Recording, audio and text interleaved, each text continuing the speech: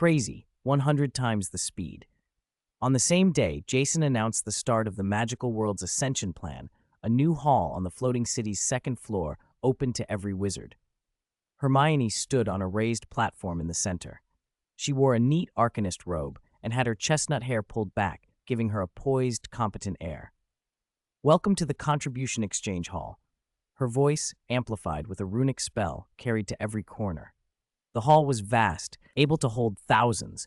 Dominating the room was a huge magic light screen hanging before the crowd, scrolling dense lines of information. Hermione raised a hand and pointed. "From today on, all resources, technologies, and permissions in the floating city will be exchanged with contribution points. Contribution points are the only hard currency here." It's simple to earn contribution points. Just complete the tasks on the light screen. All eyes fixed on the display. Tasks ranged from menial to deadly. D-Class Commission, collect 100 stalks of otherworldly flame flowers. Contribution points, 10. C-Class Mission, assist the patrol team in clearing beasts within 5 kilometers of Dawn City. Contribution points, 50 per person. B-Class Exploration, map the northern region of Vallon Swamp. Accuracy error no greater than 10 meters. Contribution points, 500. A-Class War Bounty, hunt an adult third-tier crystal-armored scorpion and bring back its complete carapace and venom sac. Contribution points, 3,000. S-Class Strategic Mission, to be announced. A smaller screen to one side listed exchangeable goods. Basic Stamina Recovery Potion, 100 contribution points. Weasley's Prank Device Set, 300 contribution points. Standard Arcanist Apprentice Staff, 800 contribution points. Portable Defensive Fortress, first-generation prototype, 10,000 contribution points. A special item lower down drew the biggest attention, high-speed meditation chamber usage privilege. Hermione timed her explanation precisely. Besides exchanging for goods, the primary use of contribution points is access to the high-speed meditation chambers. The first batch is divided into 3 tiers. The noisy hall quieted. Open to everyone is the 10 times speed meditation chamber. For 10 contribution points a day, you may meditate inside for 1 hour. Available by exchange is the 50 times speed meditation chamber. Only 10 slots open each week. One slot requires 5,000 contribution points and grants 12 hours of meditation. A collective gasp swept the crowd. 10 times was impressive. 50 times was unimaginable. Half a day inside would equal more than 10 days of outside practice. Hermione paused, then delivered the final detail. Finally, the highest tier is the 100 times speed restricted zone.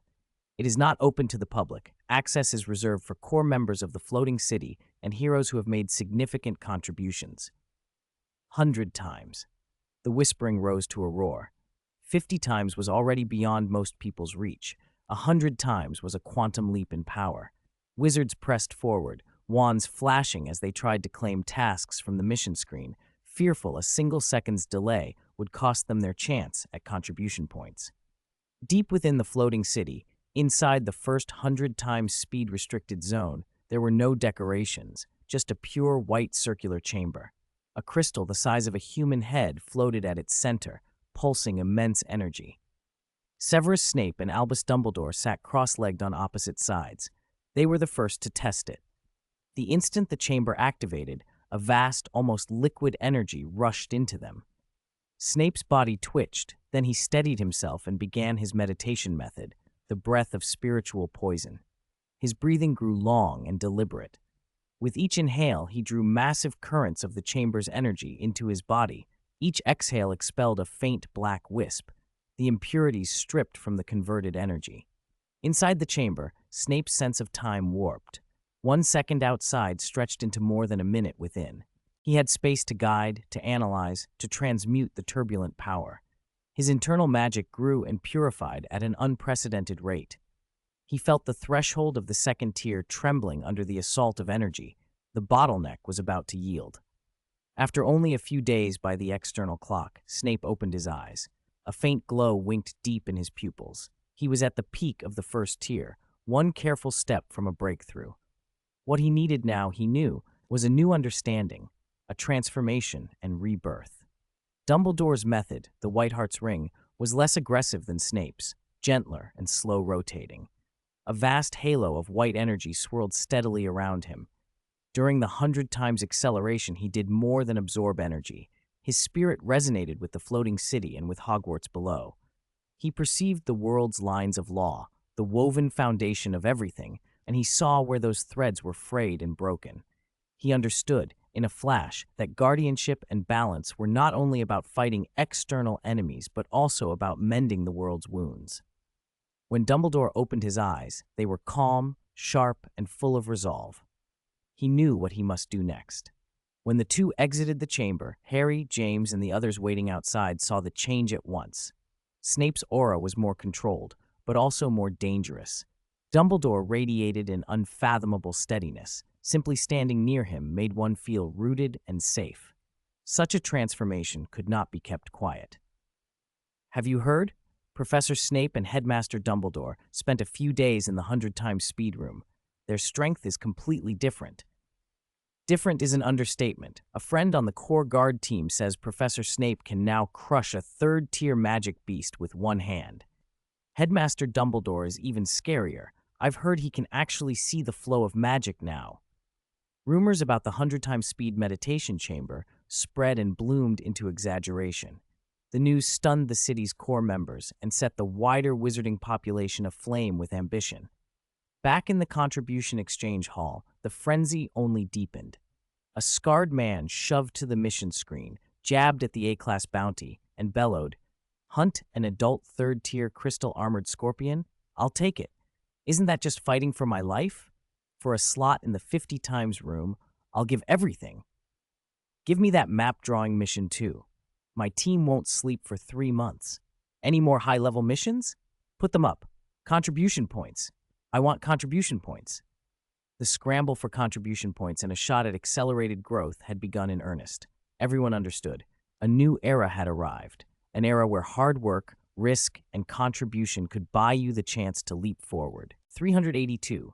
Reinvention of the Land, Arcane Agriculture, Chapter 1. Growing 10,000 acres of grain in 3 days. Is this called agriculture? The new era, where effort translated directly into power, had everyone excited, but it also brought new problems. The war and waves of immigration from other worlds had swelled the populations of Floating City and Dawn City almost overnight. Streets that had once been roomy were now clogged with people, and resource consumption had shot up. Inside the Supreme Arcane Council Hall, Jason stood before the holographic Stargate, the core members of Floating City arrayed behind him. "Everyone," he said, "a fully staffed Arcanist Legion, plus logistics and tens of thousands of new immigrants, consumes a huge amount of food and basic potions every day." Snape, unusually solemn, rose and opened the datapad in his hand. His voice was flat. "According to our statistics, our grain reserves will last at most 20 days. Raw materials for basic healing potions, Dragon's Bloodgrass, Dittany, are critically low. Our logistics supply line is about to collapse." Hermione added, "Dawn City faces even greater pressure. Everything has to be sent through the Stargate. Right now, we're using precious strategic transport capacity to ship potatoes and wheat. That's a tremendous waste." The reality of the situation hit everyone like a cold wind. War wasn't only fought on the battlefield, it was won or lost in supply chains. If food and potions ran out, chaos would follow before the enemy even struck. "Therefore, I propose we initiate the Arcane Agriculture Project," Jason said. He switched the Stargate display. Several plots of land highlighted on the screen, fields in the magical world long abandoned after their owners died in the war, and a large fallow field near the burrow. Food must be self-sufficient. We need to provide for ourselves and produce enough to trade with other worlds. That could be a strategic advantage. Professor Longbottom, seated at the end of the conference table, clutched his robe's hem. At the mention of agriculture, his ears twitched. Herbology was his comfort and confidence. Jason's gaze traveled down the table and settled on him. "Professor Longbottom." "Me?" Longbottom looked up, stunned. He had never imagined he would be singled out in a meeting that might determine everyone's future. "Yes, you." Jason's tone left no room for debate. "Herbology is the foundation of botany, and you're Hogwarts' best herbology professor. More importantly, you genuinely care about plants. This project concerns the food supply for countless people. I need someone who understands plants and who will take responsibility. You will be the overall head." The words warmed Longbottom's old insecurities. He had grown up feeling clumsy and overlooked. This was the first time someone had seen his strength and entrusted him with something so important. His face flushed. He stood abruptly, straightened his back, and bowed deeply to Jason. His voice trembled with excitement but was steady. I will not let you down. I will do my best." Across the table, Fred and George exchanged a look that broke into outright excitement. "Boss, what can our alchemy factory do?"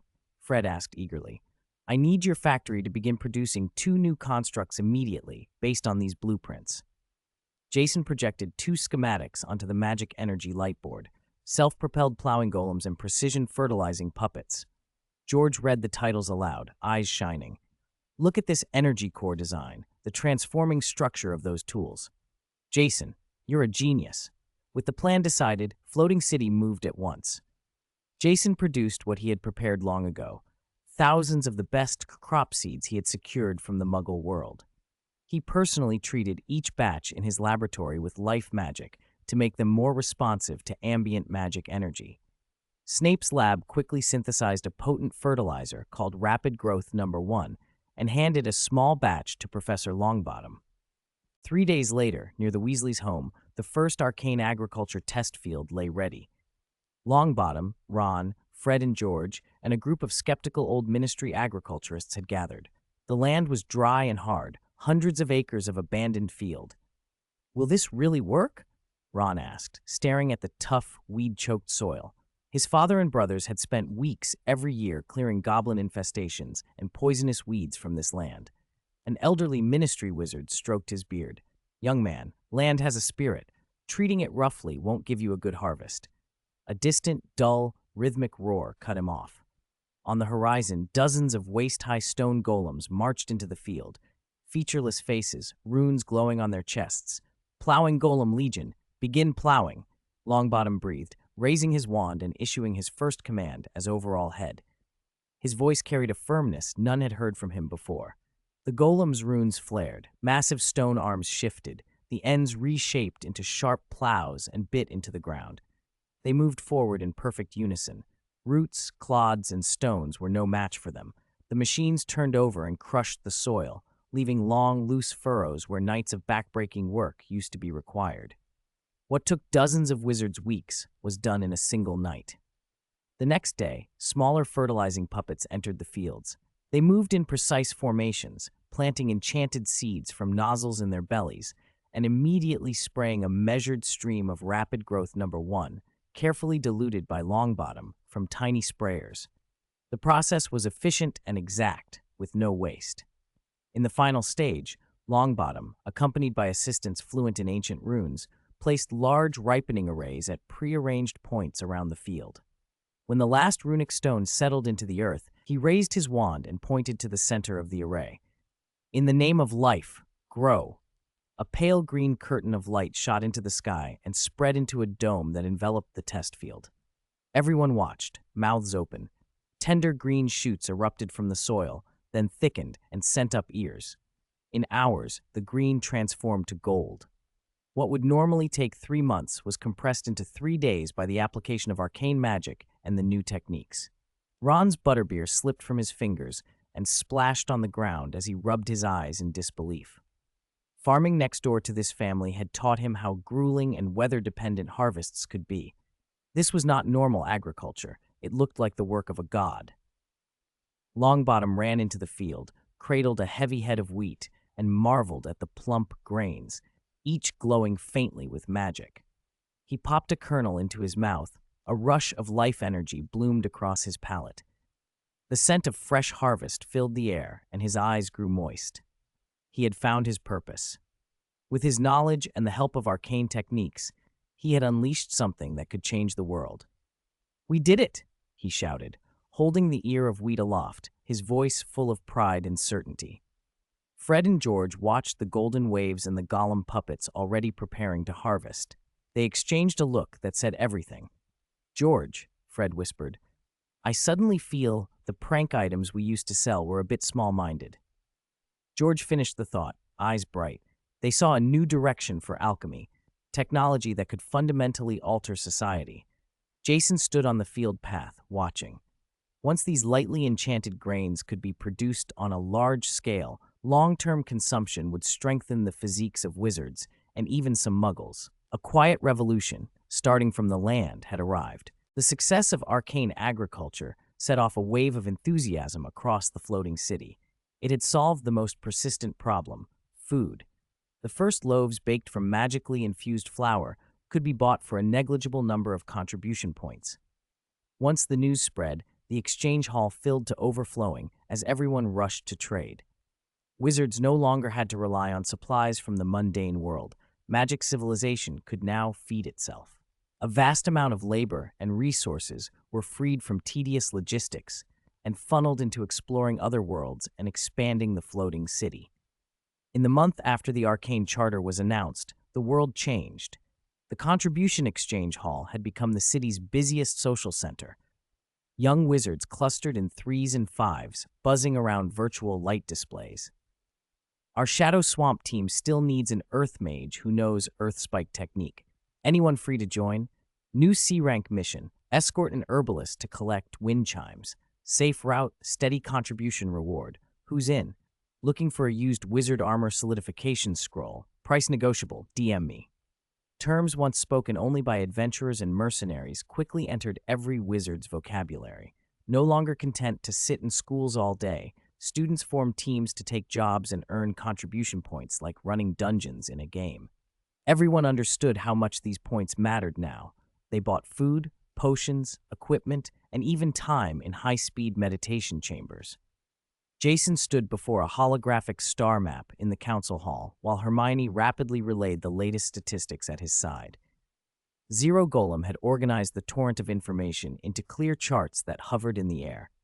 Jason, just 3 minutes ago, the number of registered First-Order Arcanists in the magical world officially passed 50,000, Hermione said, excitement in her voice. A curve on the light screen shot almost vertically at the 1-month mark. 80% of them promoted within this month. Magic-infused food, combined with open basic meditation rooms and 10 times speed chambers available to everyone, had an even stronger effect than we expected. 50,000 First-Order Arcanists was a milestone. That many mages could cast arcane missile and take part in large-scale construction or form legions to venture into other realms, a force already larger than any powerful magic nation from the old era. Elsewhere, in the Blackrock Mountains of another world, jagged stones jutted into a leaden sky. Sulfur and charcoal filled the air.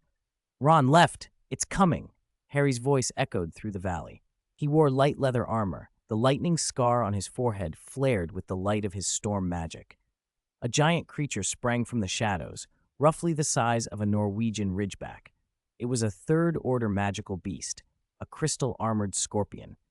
Black, faceted plates covered its body, its massive pincers gleamed metallic, and its tail reared with a purple venomous glow at the sting. "Earth wall, rise!" Ron slammed his staff down and chanted. A several-meter-thick earth wall erupted from the ground, blocking the scorpion's charge.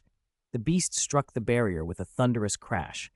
Cracks spidered across the wall, but it held long enough. "Lightning strike!" Harry had been ready. He raised his wand and called a bolt of lightning, thicker than what ordinary wizards could summon, to strike the scorpion's head. Blinding electric light burst out. The creature screamed and convulsed, leaving charred marks along its carapace. The third-order beast's vitality, however, was tenacious. The pain only made it more ferocious. It lashed its pincers and hammered the earth wall. "I can't hold it, Harry." Ron's face was flushed. Sustaining such a massive earth wall drained him. "I need 3 seconds. Leave it to me." Harry didn't look back. His magic moved at unprecedented speed. Ron abandoned the wall and drove both hands into the ground. "Fossil to mud. Quicksand trap." Just as the scorpion nearly broke through, the hard rock beneath it softened into a yawning quicksand vortex. The beast couldn't react in time and began to sink. "Now, chain earth spike technique." Ron's assault came in waves. From the bottom of the vortex, dozens of jagged earthen spikes shot up, piercing the scorpion's softer underside. "Hiss!" the scorpion screamed, its venomous stinger wildly sweeping and smashing surrounding rock. At the same moment, Harry finished his incantation. Lightning of judgment, descend now! He pointed to the sky. Lightning gathered and boiled over the valley, coalescing into a pillar several times thicker than before, suffused with an aura of destruction. It struck the pinned scorpion exactly where the earth spikes held it. When the light cleared, only a deep crater with vitrified edges remained. The scorpion's charred, cracked body lay at the bottom. Harry and Ron collapsed to the ground, breathing hard. Nice work, Ron. Harry wiped sweat from his brow, smiling. You too, Harry. Ron smiled back, exhausted but bright-eyed. They had done it themselves. Through teamwork, they'd taken down a powerful high-tier third-order magical beast. It felt far more satisfying than relying on Jason's help had in the past. They dismembered the carcass with practiced hands, collecting the most valuable carapace and venom sac into their spatial bags, then used return-to-city scrolls. At the contribution hall, when they submitted the mission items, numbers flashed on their identity plaques in unison. Contribution points, plus 3,000. We did it! Ron nearly jumped. Without hesitation, they headed for the permissions exchange. Exchange for the complete knowledge system of a second-order arcanist. Exchange for 12 hours in a 50 times speed meditation room. As points were deducted, vast streams of knowledge flowed into their minds. Golden cards, humming with spatial fluctuations, materialized in their hands. Harry and Ron exchanged a glance full of fighting spirit. They had grown. They were no longer children needing protection. Young Master. Draco Malfoy appeared in Jason's study, wearing a crisp black uniform. His platinum hair was perfectly combed, his face alight with restrained excitement and pride. Good news. He handed over an encrypted intelligence report. Jason raised an eyebrow. Draco drew a breath and reported, keeping his voice steady. My intelligence department, through less conventional channels, has established contact with several weaker deities from other worlds. He watched Jason's reaction. The old god faction has split, Draco continued. The mainstream pantheon, which includes the sun god, is suppressing dissent and absorbing weaker divine kingdoms and faiths. Some ancient, non-combatant nature gods and craft deities are under severe pressure. After seeing your victory over the sun god's envoy and learning of our floating city's open, equal policies, they're tempted. Draco's voice dropped. They've sent secret envoys hoping to establish trade with us. They'd trade their unique minerals and magical plants for our alchemical products and arcane knowledge. And, he swallowed, delivering the most important detail, several of them have said that if the floating city will shelter them, they're willing to switch allegiance, move their entire congregations to Dawn City, and become our vassals. The study's subdued air shifted immediately. Jason's calm face showed clear interest. The enemy of my enemy is my friend. The defection of weaker deities in that world could give the floating city an unexpected opening into its tangled divine politics. Jason's lips curved into a smile. Things were getting interesting. Jason studied the intelligence Draco had brought in, his fingers tapping lightly on the table. The defection of a group of lesser gods from another world had created an unexpected situation for him. Let them come, he said calmly. Tell them the floating city welcomes any allies who love peace and respect knowledge. We will offer sanctuary, but they must abide by the Arcane Charter. Yes, young master, Draco responded with bright excitement. He felt as if he had done something that would be written into history.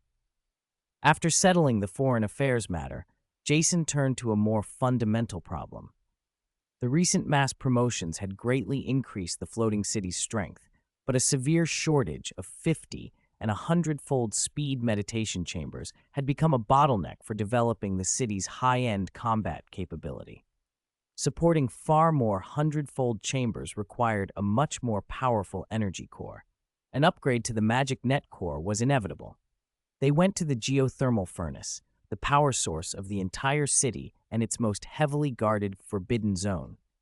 In the center of the furnace floated a 100-meter diameter spherical structure made of tens of thousands of interlocking rune gears and energy conduits, silver-blue magic flowing over its surface. Every component moved with perfect, precise order. This was the prototype magic net core. Jason, accompanied by Hermione and Dumbledore, stood before it. Its current output has reached its limit, Jason said, gesturing at the magnificent core. Maintaining even the current 10 hundredfold meditation chambers is pushing it to full capacity. We must upgrade it. Hermione gazed at the construct like at a work of art, her breath softening. Where's the key to the upgrade? She asked. The primer. Jason opened his hand and produced a small bottle of liquid that glowed faintly golden. These are divine particles analyzed and purified from that sun god's envoy. They're essentially highly concentrated fragments of law. I'll use them as a primer so the magic net core can learn and simulate higher-level energy laws. It was an audacious, almost reckless experiment, using mortal methods to pry at the domain of gods. Dumbledore watched the bottle with concern in his blue eyes. Jason, isn't this too risky? The power of gods often brings unknown dangers.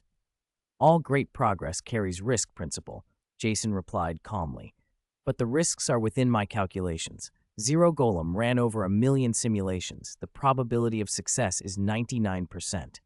He walked to the core's main control panel and placed the bottle into the core's injection port. Magic Net Core Upgrade Program activated. Divine Particle Injection Countdown 10-9. Zero Golem's cold electronic voice echoed through the geothermal furnace. Hermione and Dumbledore held their breath. 3, 2, 1. Injection begins. A slender beam of golden liquid flowed into the core's central crystal. The magic net core shuddered. The silver-blue energy in the crystal boiled as the divine particles touched it. Gold and blue intertwined, clashed, then merged. Runes across the core lit up one by one, several times brighter than before. New runes began to self-generate, more complex and exquisite than any they had seen.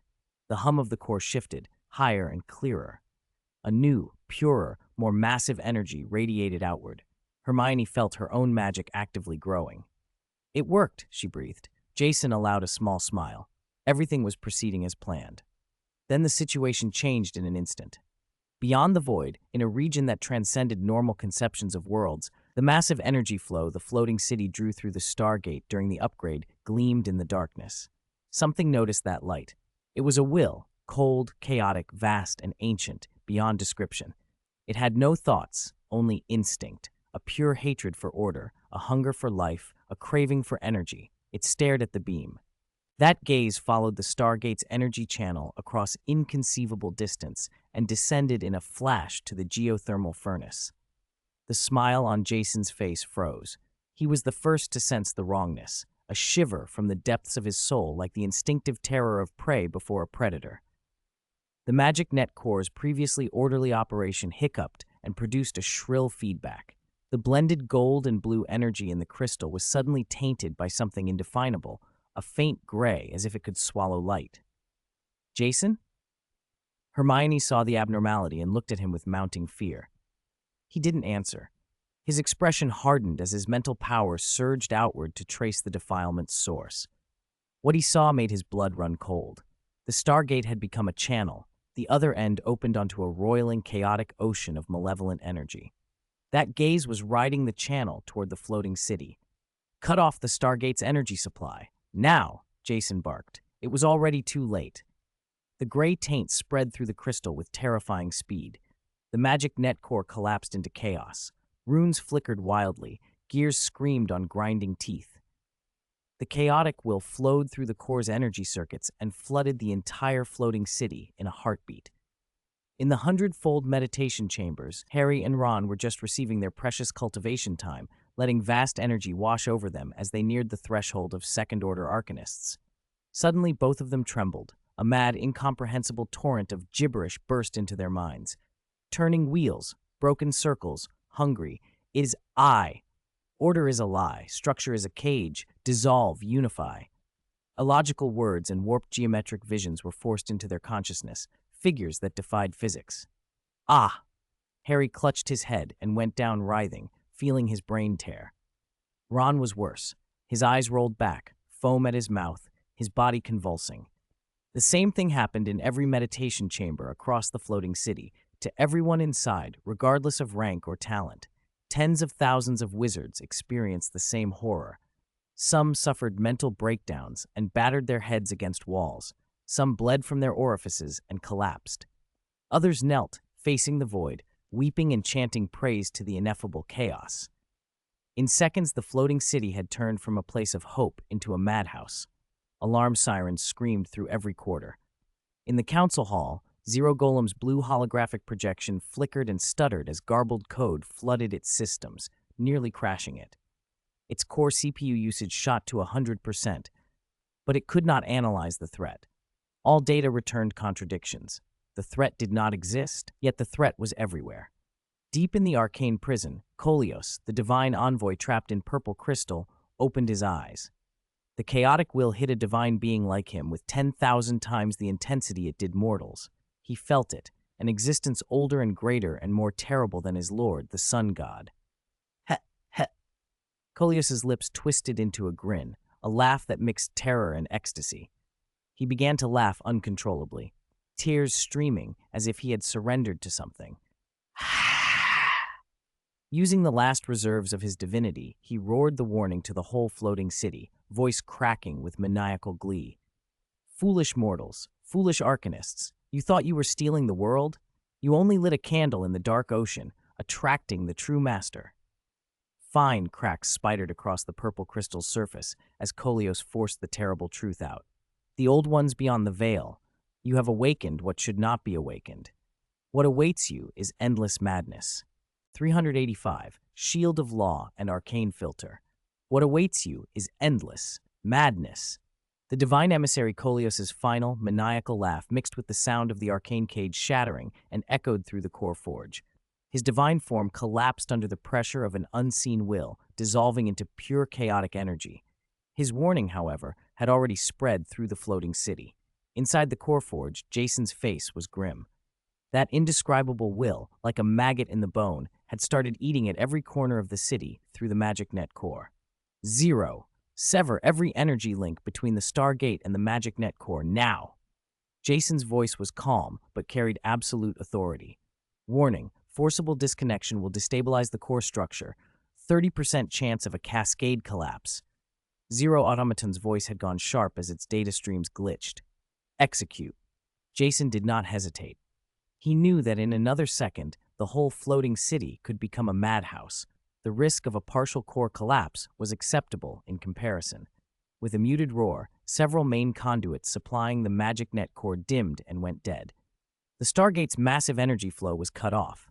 The pollution that had already seeped in, however, did not vanish. It spread like a drop of ink in clear water. The magic net core ground to a halt, its once harmonious runic structure warped and scrambled as if someone had thrown sand into a precision clock.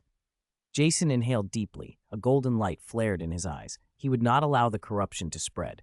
He stepped forward to the chaotic core, spread his arms, and spoke softly, as if speaking a law itself. By my name, let order return. The grandson codex within him spun like a living thing, his mental power folding inward until it became a single, intolerant concept of law. Order. Pure golden light burst from his chest, not ordinary energy, but countless law runes smaller than dust, each representing stability, structure, and logic. Those runes expanded outward from Jason and coalesced into a huge translucent golden shield. On its surface, runes flowed like constellations, forming a perfect, inviolate barrier. This was the Shield of Law, forced into being by Jason's understanding of the Grandson Codex and his legendary will. Boom! As the Shield of Law wrapped the floating city, the maddening whispers that had tormented the minds of the wizards cut off as if someone had switched channels. The soul-tearing noise became a blank, peaceful silence. The abyssal will was roughly isolated by the shield. But the effort cost Jason. His body swayed and blood trickled from the corner of his mouth. To force a Shield of Law over an entire city was an enormous strain. Worse, during the confrontation, his soul had been pierced by the cold malice of that will. Jason, Hermione rushed forward to help him. I'm fine. He waved her off and straightened. He looked at the magic net core, which had stilled for now, but his eyes betrayed no relief. This is only the beginning. Half an hour later, in the top-floor conference room of the floating city, the golden shield cast the city in a second sun. Beyond it, the starry sky lay calm for the moment. The mood in the room, however, was heavy. Jason, Dumbledore, Snape, and Hermione, the 4 core members, had gathered. Zero Automaton projected the collected data onto the table.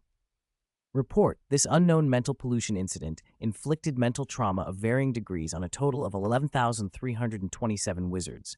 344 suffered total mental collapse and were sent to the treatment center. Deaths, 0. Hermione stared at the numbers, shaken. Had Jason not acted so fast, the outcome would have been unthinkable. That divine emissary, what did he mean by the old ones? She asked aloud. Jason was quiet for a long beat, eyes sweeping the room. The answer may be more brutal than any enemy we've ever faced. He rose and went to the floor-to-ceiling window, looking down at the city under the golden dome. We made a mistake born of arrogance. His voice was soft, but both Dumbledore and Snape looked up. We treated the alien world we connected to like an ordinary world, one with a few mighty beings who named themselves gods. We thought ourselves the explorers, the pioneers. He turned back to them, his gaze heavy. We were wrong. The connection between our worlds is like lighting a bonfire in an endless dark forest. The light lets us grow, but it also reveals our position to everything that lurks in the trees. The analogy cut to the cruel truth. The sun god and those other gods were merely beasts attracted to the fire, creatures close enough to notice. And the thing that watched us, Jason paused, is the real predator of the forest. It doesn't want our fire itself. It hates fire as a concept. It hates anything orderly and bright. Silence fell so deep it felt like a held breath. Dumbledore's eyes went very deep. Jason's earlier warnings about incomplete laws suddenly made terrible sense. They had not been living in a pond. They'd been living in a pond held back by a dam, and they had just breached it. Snape's face was ashen. He had dealt in chaos all his life, and yet the idea of malice unmotivated by purpose chilled him in a new way. Rapid development comes at a cost, Jason said, pulling them back to the present. We must build a proper hearth for the fire of our civilization. Hermione's eyes lit up as she grasped his meaning. You mean, we can't simply close the Stargate. That would be suicide. But we can place a filter on it? Exactly. Jason nodded at her. He swiped the tabletop casually. A vast, complex three-dimensional diagram rose between them. It was a spherical lattice, like a tremendous hive of runic arrays, law circuits, and energy conduits. I call it the multi-dimensional law filter. It will be permanently installed above the Stargate, integrated with the floating city. All energy, matter, information, even laws that pass through the Stargate must be filtered and screened. This is no longer an engineering project. It's the first and most critical defensive structure a civilization can build against malice from the universe. As the grand design unfolded before them, resolve replaced fear in Dumbledore's and Snape's faces. Wisdom and courage, not panic, would solve this. What is the core of this filter? Dumbledore asked. I am, Jason answered without hesitation. I will personally inscribe its core Order Foundation. Built on the Grand Sun Codex, it will define what fundamental laws may pass and what must be absolutely barred. It will be the firewall of the filter. He looked at Dumbledore. Such rigid filtering will produce tremendous law turbulence, unpredictable energy storms. Principal, your White Heart Ring is unmatched at balance and guardianship. I need you to oversee the filter's equilibrium center to quell these turbulences and keep the whole system stable. Dumbledore nodded slowly, a faint smile touching his ancient features. Guardianship, balance, this was precisely his path. Then Jason turned to Snape. Professor, the toughest role is yours. Snape's dark eyes did not flicker. No filter is perfect. Some contaminated data, or chaotic viruses, will inevitably slip through disguised as normal energy. At its core, your breath of spiritual poison is transformation. At the filter's end, I will build a purification forge, Jason continued. Everything that passes through the filter will be routed there before entering the Magic Net core. I need you to purify what you can and analyze what we can't. Transform these viruses into our vaccines. We must understand our enemies. That's the only way to defeat them. For the first time, a faint twitch at the corner of Snape's mouth almost became a smile. Turning poisons into knowledge, converting a lethal threat into intelligence, this suited him perfectly.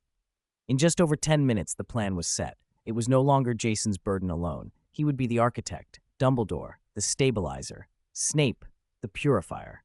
The three of them would form the core of a defense to protect their civilization. Good, Jason said, meeting their renewed determination. Now the practical matter. Building the law filter requires very special materials and a deeper grasp of laws. He tapped the projection and images of several rare items appeared. Void dust to stabilize spatial structures, star heart fragments for energy cores, and world tree roots to link and channel laws. Each material alone was legendary. Jason's eyes flashed. It's time for our intelligence division to visit those lesser alien gods who want to pledge allegiance. They may know where these things can be found. They may also know more about the old ones. The plan was set, and the work had begun. 386. Shield of Law and Time Remnant. Perhaps they also know more about the old ones, Jason said, but the air in the meeting room stayed thick and heavy. Visiting those weakened gods from other worlds to gather intelligence and materials was a necessary plan, one that would take time, and time was precisely what they didn't have. The golden shield of law still wrapped the floating city, keeping the outside chaos and malice at bay, but holding it up came at a terrible price. Jason stood at the control panel of the core forge, his face paler than usual, sweat beading on his brow. Maintaining the shield wasn't just a drain on arcane power, it was an overexertion of mind and soul. He felt his spirit pressed as if by an unblinking gaze. He had to keep his thoughts taut, using the laws of order from the Grand Sun Codex to resist the encroaching chaos. "Jason, you can't keep this up," Hermione said, worry in her voice as she held out a cup of mental recovery draught. "Your soul is crying out. I can feel it." "I'm fine," Jason waved the offering away. "Potions won't help. This is a struggle at the law level." He looked up, as if trying to pierce the dome of the core forge towards some unseen threat. His heart sank. The presence beyond the veil was learning, adapting. The shield of law's defense was eroding. At most, it would hold for a month, maybe only 3 weeks. After that, the floating city and everyone inside would be exposed to the whispers of madness. Ordinary cultivation, even inside chambers that sped meditation 100-fold, would be too slow. The gulf between him and that unknown entity was incomprehensibly vast. He needed to grow stronger and fast, not by steady accumulation, but by a leap in quality. He needed an opportunity to smash through his limits. Jason drew a breath, his eyes taking on a hard, golden glint. He decided. 0. He sent the highest directive through their mental link. "I need to improve my strength faster. Use the highest authority to rescan every special material in the floating city inventory that's of unknown origin and unanalyzable. Don't miss a single stone or speck of powder. I want to know every trump card we have." Highest authority directive confirmed. Scanning inventory zones A through Z, all unanalyzed, unknown origin, high-risk items, beginning highest priority rescan. 0 Automaton's voice filled the lab. Data streams cascaded across the core forge's main array. Thousands of odd artifacts gathered from other worlds since the floating city's founding were pushed into deep analysis. Results came quickly. The ever-burning stone from the lava world could be forged into a legendary fire staff. Moonlight vines from ancient elven trees could be woven into regenerative cloaks. Merfolk tears and crystal vials were prime ingredients for top-tier tranquilizers. Under Zero's upgraded computation, most items yielded uses and recipes in moments. But Jason's brow only tightened. These finds would make him stronger in increments, not give him the qualitative breakthrough he needed, the chance to touch higher laws or fracture the barrier of a fourth-tier arcanist. The scan went on. Then the alarm sounded. Beep, beep, beep! Highest alert! Screens flashed red. Zero's projection jittered as if hit by a data surge. Hermione stiffened. "What's happening?" During analysis of item T734, an unknown high-dimensional law fluctuation was detected, Zero reported, an electronic tremor in its voice for the first time. Energy reaction intensity exceeds all known records in the database. Deep analysis in progress. Analysis failed, requesting a legendary arcanist for physical isolation and on-site investigation. The central screen focused on the item, a fist-sized dusty gray stone, pitted and unremarkable, without any visible aura. Its tag read, T734, useless strange stone, discovered in an ancient ruin in the Silent Plains, Otherworld number 73. Jason stared. Even at a glance he felt it. The instant Zero's beam touched the stone, a law fluctuation rippled out, stirring his heart. It wasn't like any law he knew.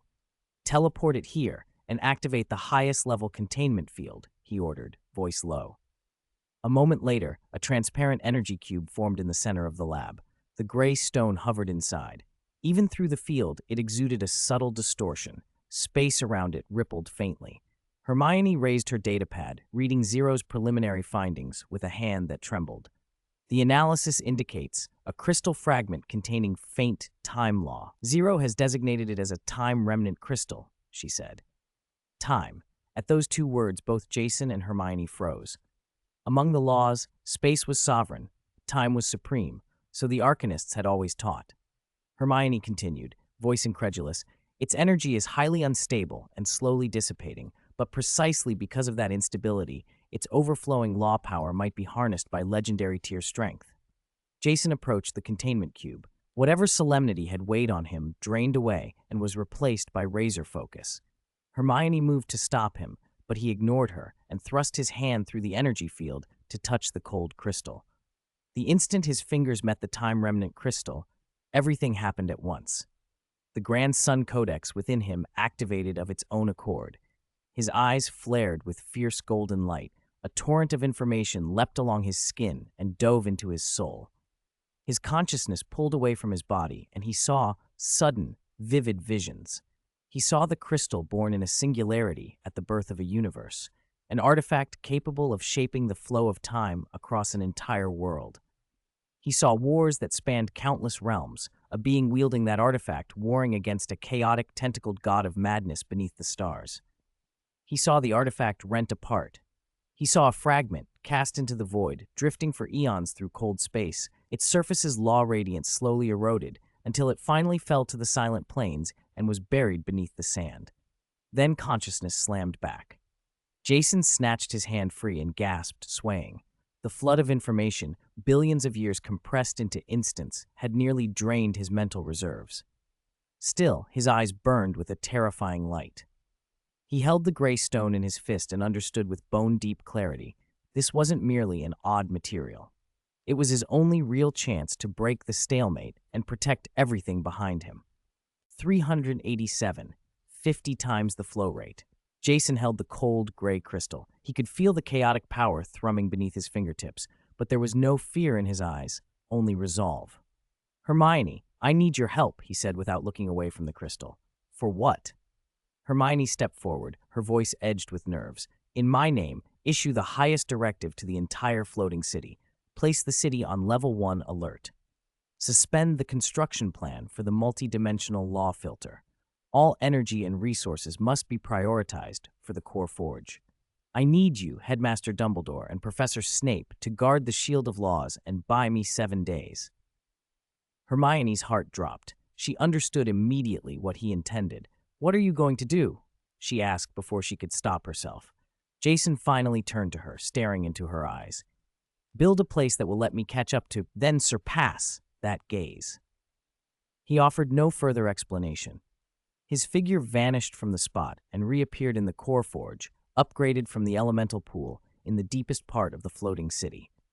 This was the city's energy heart, a vast chamber kilometers across where the biological furnace pulsed with dark red life energy and the arcane net core hung bound by energy shackles.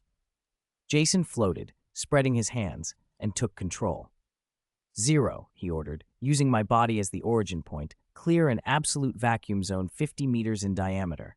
Allocate 10% of the biological furnace's output to construct an independent chamber of secrets.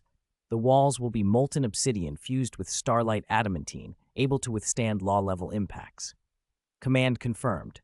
Massive amounts of energy were mobilized. Dark red biological energy condensed into pitch-black matter in the air. Glimmering metallic particles streaked in from storage and merged with it.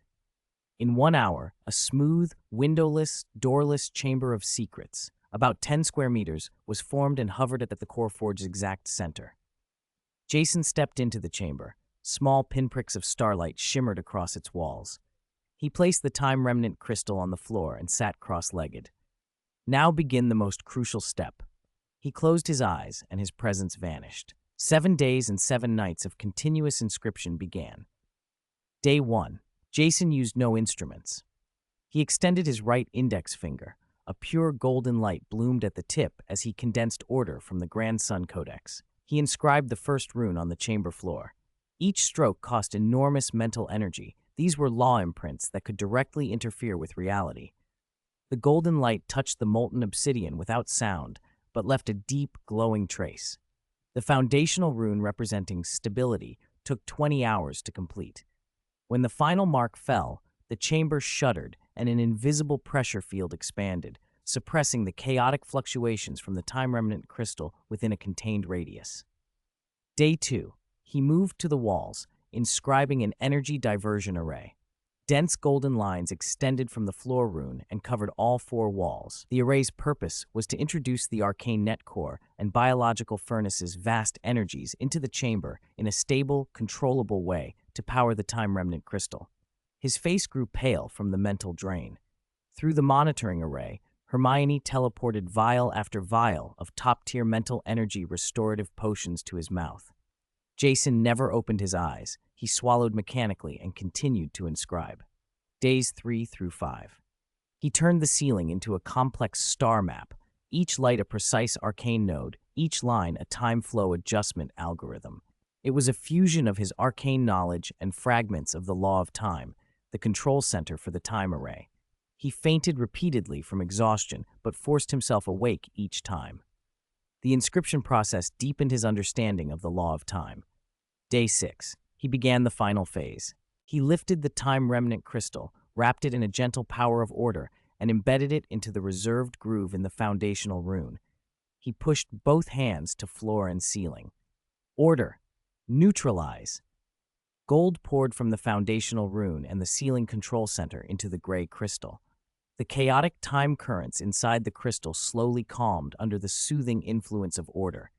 This was the ritual's most dangerous step. A single mistake could let the currents spiral, sweeping not only the chamber but the entire floating city into unpredictable spatio-temporal disaster. Jason trembled, sweat soaking his robe, and focused every ounce of will on maintaining the order's steady output. For a full day, he held his position.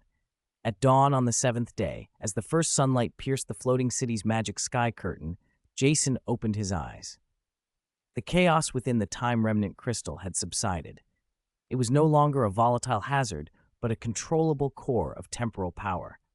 Every rune he'd inscribed flared at once. Beep, stable high-dimensional law field detected, 0 automaton announced in his mind. Field type, time acceleration. Warning, maintenance of this chamber is generating immense energy consumption. 0, calculate the maximum time flow rate within the chamber and how long the time remnant crystal can sustain it, Jason demanded. Command confirmed. Extrapolating based on current energy draw, crystal degradation, and law stability. A torrent of data scrolled by. 3 minutes later, 0 answered, calculation complete. With the floating city's unreserved energy, the chamber's time flow rate can reach up to 50 times that of the outside world. Warning, at this flow rate, the time remnant crystal will continuously degrade. Estimated crystal lifespan, 3 years of external time. 50-fold acceleration. 3 years external lifespan. Jason did the math. That equated to up to 150 years of cultivation time inside. 150 years. Enough. Outside the Chamber of Secrets, Hermione, Dumbledore, and Snape waited, having worked to reinforce the Shield of Laws, which was now vulnerable. All 3 looked fatigued. When the chamber's entrance opened and Jason emerged, Hermione hurried to him. Did it work? Jason nodded. His voice was hoarse from 7 days of exertion, but his eyes were brighter than ever. I've named it the Sanctuary of Time. He didn't elaborate, instead walking to the Core Forge's main control console and bringing up the city's highest management interface. He handed a golden token, the symbol of City Lord authority, to Hermione. I'm entering the sanctuary for secluded cultivation. Until I emerge, you are fully in charge of all matters of the floating city. 0 automaton will assist you. If a major crisis arises that you cannot resolve alone, you, the headmaster, and Professor Snape will deliberate and decide together. Hermione took the heavy token, palms damp. It was an unreserved vote of trust.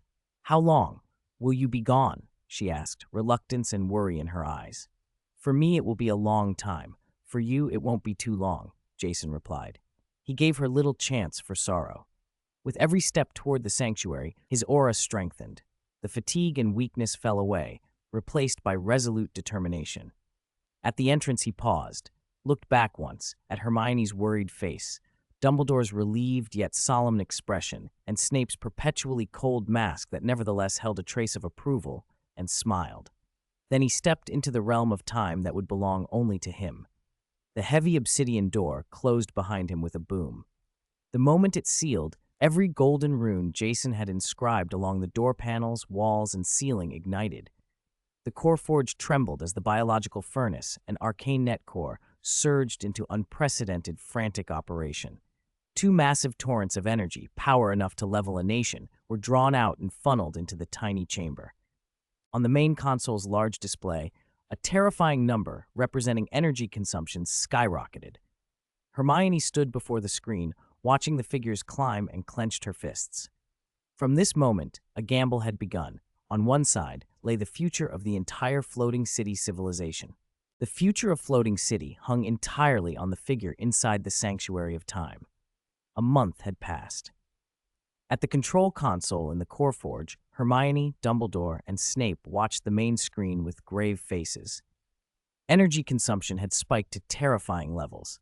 The reserves Floating City had accumulated over years were nearly exhausted after a month of being drawn down as if they were inexhaustible. The biological furnace's efficiency had fallen to 30%, and the arcane net core was running low. All three waited, waiting for Jason to emerge or for the sanctuary to run out of power and shut down on its own. Energy reserves below 10%, Hermione said, licking dry lips. Dumbledore's brow tightened. He could feel the shield of laws over the city wobbling on the edge of instability. Then the wildly fluctuating readout suddenly stopped. It registered 0. Energy consumption has stopped. Hermione's eyes brightened. A powerful but calm fluctuation of energy pulsed from behind the sealed obsidian doors of the Sanctuary of Time. It was not aggressive, and yet it struck them all like a pang in the chest. The doors opened inward without a sound, and a figure stepped out. It was the same young face, the same black robe, but the Jason who emerged looked nothing like the boy who had gone in a month earlier. His aura had thinned to nothing. He appeared to merge with the air and the flowing magic around him, present and yet indistinguishable from the space itself. He stood as if he were a rule incarnate. His eyes were deep in a way that made Dumbledore feel the white heart ring on his finger stir, as though compelled to worship a higher order. "You've all worked hard." Jason's voice sounded in their minds. He had spent more than 4 years inside the Sanctuary of Time and had at last brought the Grand Sun Codex to the intermediate stage of 4th-tier legend. "You." Hermione opened her mouth and found too many things to say. "The energy drain was too great. The city needs to rest," Jason said, his gaze sweeping over the 2 city cores, dimmed from depletion. "And my goal has been achieved." He took a few steps forward, and the oppressive edge around him eased. He became the familiar young man again. He reached out and brushed a trace of fatigue from the corner of Hermione's eye. "You did very well." "How is the construction of the multi-dimensional law filter net?" Jason asked, looking up. While he had secluded himself, the project crucial to Floating City's survival had progressed under Dumbledore and Snape. A colossal hollow sphere floated beneath the Stargate, its surface covered in shimmering runes, waiting for final activation. "The basic framework is complete, according to your blueprints," Dumbledore replied. "But the core order foundation and several critical law points are beyond our reach. They need your personal touch. Let me see." Golden law runes flickered across Jason's vision as he looked up at the structure hundreds of kilometers away. In an instant, his mind disassembled the filter net, the structures, the runes, the energy paths, into basic information. "The stability of this space anchor is off by 0.3%. That circuit curvature can be improved by 0.02. He lifted his right hand and made a small casual motion toward the distant sphere. On the filter net, Fred and George, overseeing the work, watched in astonishment as several critical rune nodes spontaneously disintegrated into golden motes of light. The motes coalesced in the air, assembling into a complex rune far more intricate than their finest drawings. The process was impossibly smooth. When it finished, Jason lowered his hand as if brushing dust away. "All right, a few minor issues fixed," he said. "I'll handle the rest after I rest." Silence fell in the core forge. Dumbledore and Snape exchanged looks of disbelief. Those issues had not been minor. They had been problems the two of them had wrestled with for weeks, pulling together everything they knew. To Jason, they were casual adjustments. The depth of his success in seclusion registered not in one flashy display, but in the flawless ease with which he corrected minute, foundational details. They understood then that the Jason before them had climbed to a level they could only admire from below. "Let's go. The city must have changed while I was inside," Jason said, and took Hermione's hand. "Let me see what our acting city lord has done." A proud smile finally broke across Hermione's face. She linked her fingers with his and led him to the teleport lift up to the city. When they stepped out into Dawn City, Jason stopped. He looked around, surprised. This was no longer the magnificent but sterile Arcane city he remembered. The city had doubled in size. Wide streets were lined with glowing moon vines and rainbow flower hedges where bare walls had once stood. New white towers had risen, their surfaces draped in waterfall vines studded with jewel-like magical berries. In the distant residential quarter, an artificial river flowed, clear as glass with schools of silver-glowing starlight fish. Elf treehouses and dwarf stone cottages intertwined along the banks. Lively noises drifted from a newly built entertainment district, where the Weasley brothers had opened a prank shop. Poets from other worlds performed in the streets, and a grand theater staged plays on freedom written and performed by house elves. Greenery covered the city. It had become a living place, warm and full of hope. "I divided it into 4 zones," Hermione said, standing beside him. She pointed out the layout with quiet pride. "The arcane core stays the same. Around it is the residential zone, where we are now. Outside that is a cultural exchange zone for different peoples.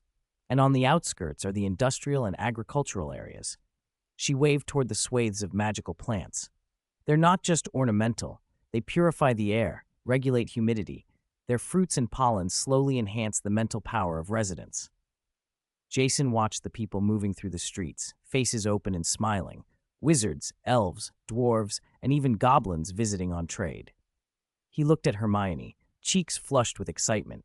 While he had spent 4 years in isolation training to stand against the abyss, she had, in a single month, used her wisdom and effort to turn this city into a place worth defending with one's life.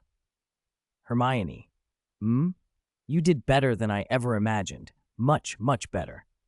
He pulled her into his arms. Hermione startled, then hugged him back tightly.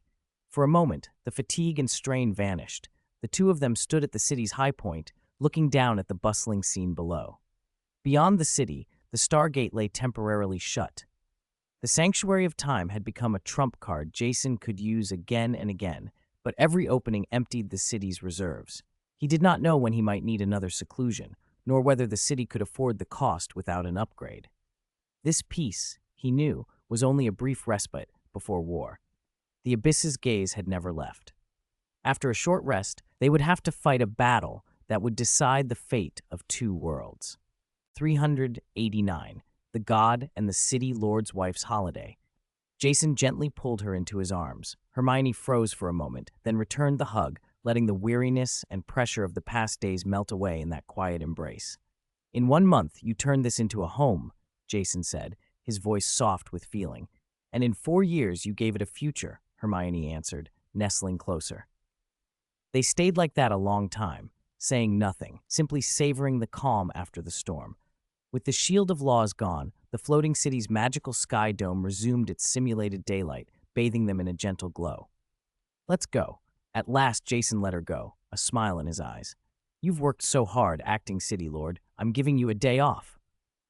"What about you, Lord God?" Hermione brightened. "Does the Lord God get a holiday too?" Jason took her hand. "Today we don't talk about the abyss, or laws, or the future. We're just 2 people exploring our city." Hermione beamed. "Okay." Half an hour later, they were dressed down.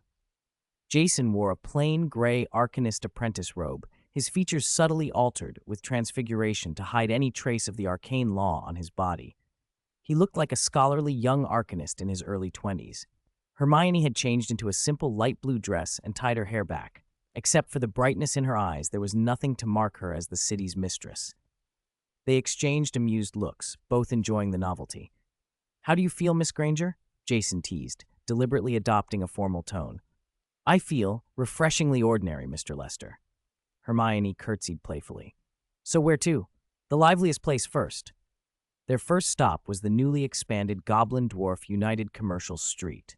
The moment they stepped onto the street, they were hit by a roar of clanging metal, hissing gears, and bargaining voices. The architecture was striking. Heavy dwarf stone shops on the ground floor, with 3 or 4 stories of goblin-style wooden lofts above, curved chimneys and odd mechanical contraptions jutting from the windows. A goblin merchant stood on a high stool shouting about the latest self-navigating maps, 3 contribution points each, while a dwarf smith a few doors down hammered a glowing ingot, sparks flying with every strike.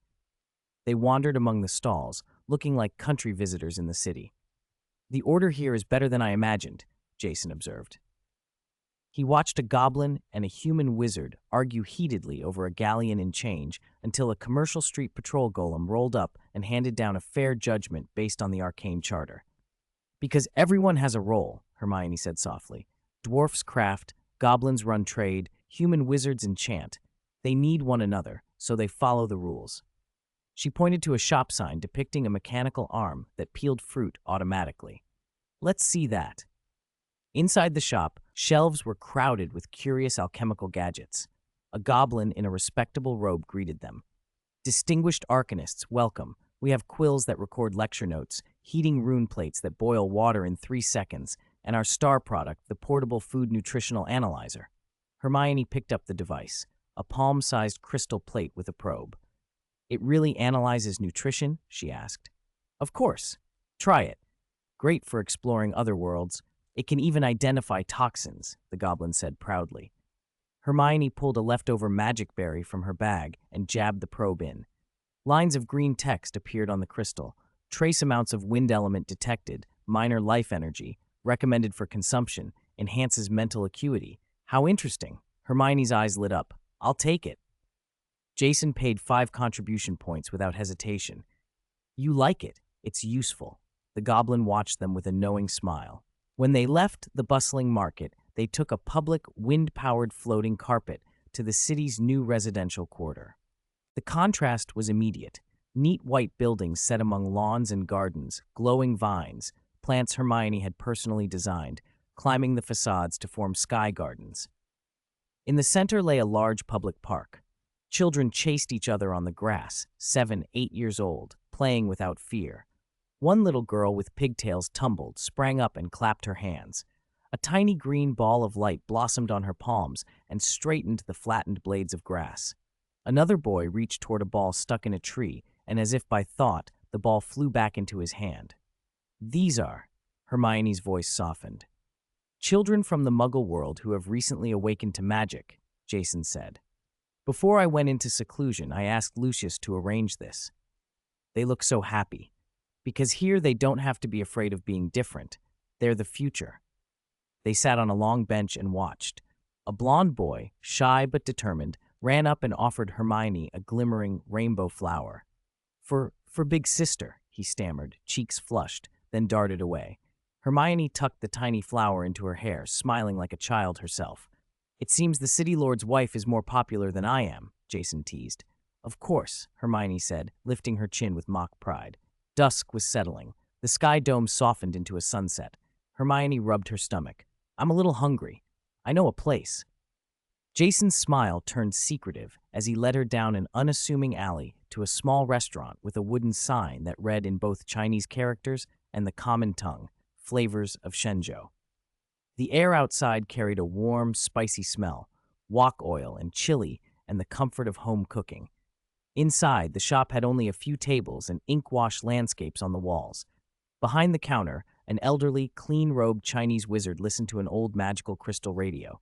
He looked up and gave them a friendly smile. What can I get you? Simple home-cooked dishes from my hometown. Jason picked up the menu like someone who knew it well. Kung Pao chicken, mapo tofu, fish-flavored shredded pork, and 2 bowls of rice, he ordered smoothly. Hermione puzzled over the names she'd never heard. The old man glanced at Jason, surprised. Your Chinese is authentic. All right, please wait. Soon, 3 colorful, aromatic dishes were set before them. The bright red sauce, the rich aroma, Hermione's mouth watered. She imitated Jason and popped a piece of chicken into her mouth. Her eyes widened. A rush of complex flavors erupted, sweet, sour, spicy, and that peculiar numbing heat, layers she had never encountered. She reached for more. Jason watched her, smiling. He tasted the tofu and felt a strange, comforting dislocation, as if he'd slipped back into a world without magic, but just as vivid. "Why open a shop here?" Hermione asked between bites. "I'm old," the chef said, pulling up a stool to chat. "I've drifted most of my life. I wanted a stable place. I heard this city is fair and safe. If you have a skill, you can live. I used my savings, bought contribution points, and brought the tastes of home. It turned out better than I imagined," he said with a contented smile. "No discrimination, no wars. I even sleep soundly. The city lord and his wife are people of great wisdom." He didn't recognize the pair in front of him. Jason and Hermione exchanged a look, amused, proud. The bustling, peaceful, diverse life around them was the proof of everything they'd worked for. They felt, in that small restaurant among strangers, how precious the city and its people were. After dinner, they walked hand in hand under the city lights, glowing plants and lanterns braided into a dreamlike scene. "I like today," Hermione said quietly. "Me too." Jason squeezed her hand. For a few hours, they had been simply Jason and Hermione, not Lord God and acting city lord. The holiday renewed them and strengthened their resolve. Here were loyal companions, hopeful children, diligent citizens, and an old man who made the best kung pao chicken in the floating city. Everything worth fighting to protect. 390. Virtual and Real Arena. Jason held Hermione's hand tightly. Tonight's holiday let them set aside their titles and simply be Jason and Hermione for a while, and it steeled their resolve to protect everything they cared about. A night breeze ruffled Hermione's hair. The rainbow flower tucked behind her ear gave off a faint, pulsing glow. "Our city is still missing something," Jason said suddenly, looking toward the cheers rolling out of the entertainment district. "Missing what?" Hermione asked. "A little bit of fighting spirit," he replied with a smile. "Come on, I'll show you our final surprise." He led her through the crowds, refusing a floating carpet and walking like any ordinary couple toward the center of the district. There, set like a jewel, stood a circular building of translucent crystal threaded with blue data streams. Gigantic magic screens above it broadcast live battles from inside, spell flames and crowd cheers painting the night. Runes over the entrance spelled Virtual Gladiator Arena. "This is," Hermione breathed, "a safe battlefield, a proving ground," Jason said. "It's run directly by Zero. When you enter, the system generates an energy avatar synchronized to your real body data, but with pain vastly reduced. You can spar, hone skills, prepare for actual war without the risk of real casualties." They stepped inside and a wider world opened up. The circular stands were packed. In the center, dozens of combat zones were carved out by shimmering energy shields. Each had different terrain, stone arenas, jungles, even a simulated zero-gravity space. In one zone, two young Arcanist apprentices traded fireballs and ice cones, practicing shield timings and counterspell techniques. Hits dissolved their avatars into bursts of light. They rematerialized moments later. In a larger jungle arena, a grittier team fight was taking place. "Watch the tail whip," a burly wizard shouted, bashing a tower shield to lead a 5-man mercenary squad against a system-generated second-order chimera. Lion's head, goat's body, venomous snake tail. It breathed flame and roared. A nimble ranger wilder drew the chimera's attention with enchanted arrows, while a healer kept their shield bearer patched up. "They're training team tactics," Hermione said, impressed. "This is brilliant. It'll sharpen every mage in the city and let soldiers learn abyss demon behavior before war breaks out." "That's only one use," Jason said quietly, as he watched players cheer victories and gripe over defeats. "More importantly, it gives people an outlet for the urge to fight. A culture that wants to be strong can't be afraid of combat." "Want to jump in for a round?" he asked her. "Us?" Hermione hesitated, then her eyes lit up. "Sure. Should we use our own appearances?" "No," Jason said with a mysterious grin. "That wouldn't be fun. Let's take an anonymous two-person match." At the registration area, rows of crystal pillars waited for contestants to place their hands and link to Zero's core. They chose two-person team, anonymous match. The system confirmed, identity verification complete, generating energy avatar for you, Venu, Stone Arena. Match successful. Opponent information, anonymous combination, second order Arcanist X2. A soft blue light wrapped them. The next moment they were on a wide stone floor. Hermione glanced at her hands, translucent, energy made, but her fingers clenched with the same sensation as flesh. Across the arena stood two young arcanists in their mid-20s, robes expertly tailored and wands already humming. Confident smiles crossed their faces. "Ha, lucky us. We matched with two who didn't put ranks up," the taller one said to his partner. From their simple glow, probably new first-order novices. "Let's finish fast. I've got plans after," the shorter one added, already gathering power at his wand tip. Hermione stifled a laugh. Jason pressed a finger to his lips and transmitted in a whisper, "This round I'll only use Mage Hand and Arcane Missiles. You handle crowd control and make me shine." "No problem," Hermione replied, a sly glint in her eye. The starting bell rang. The two second-order arcanists had good coordination. The taller immediately chanted. A fire blast lunged toward Jason. The shorter flicked his wrist, and a barrage of earth spikes erupted under Hermione's feet, pinning her in place. One striker, one crowd controller, textbook second-order strategy. They weren't facing novices. Jason didn't raise his staff. He stepped a single, slight inch to the left. The fire blast kissed his robe and detonated harmlessly against the arena perimeter shield behind him. Hermione, confronted by the dense spike barrage, barely stomped once. A breeze from her center fanned outward. The spikes that had been forcing their way through the ground all redirected, surging up from both sides of her and leaving her completely unharmed. The two opponents froze. Dodging a fire blast wasn't exceptional, but doing it with a millimeter of movement indicated incredible prediction, and diverting an entire spike barrage with a single subtle motion? Unheard of. As they hesitated, Jason moved. He didn't raise his staff. He simply extended one hand. 3 basic arcane missiles formed. Whoosh! Whoosh! Whoosh! Instead of flying straight at the mages, they banked. Each missile arced and struck the arena's energy shields at calculated angles. Did he miss? The taller wizard scoffed, until he realized the missile's deflections. The 3 shots returned from 3 directions, back left, right flank, and straight above, all converging to create a blind spot. The taller wizard barely managed a mage armor, but at that instant, Jason flicked a finger and activated a tiny mage hand that hooked the back of his collar. The slight tug staggered the man a half step, upsetting his balance and creating a brief disruption in the armor's stability. Bang! Bang! The 3 arcane missiles struck the gap with deadly precision. The taller's avatar exploded into shards of light. The shorter wizard went pale. He tried to cast, but Hermione had already created a perfectly controlled wind vortex that lifted the ground from under him.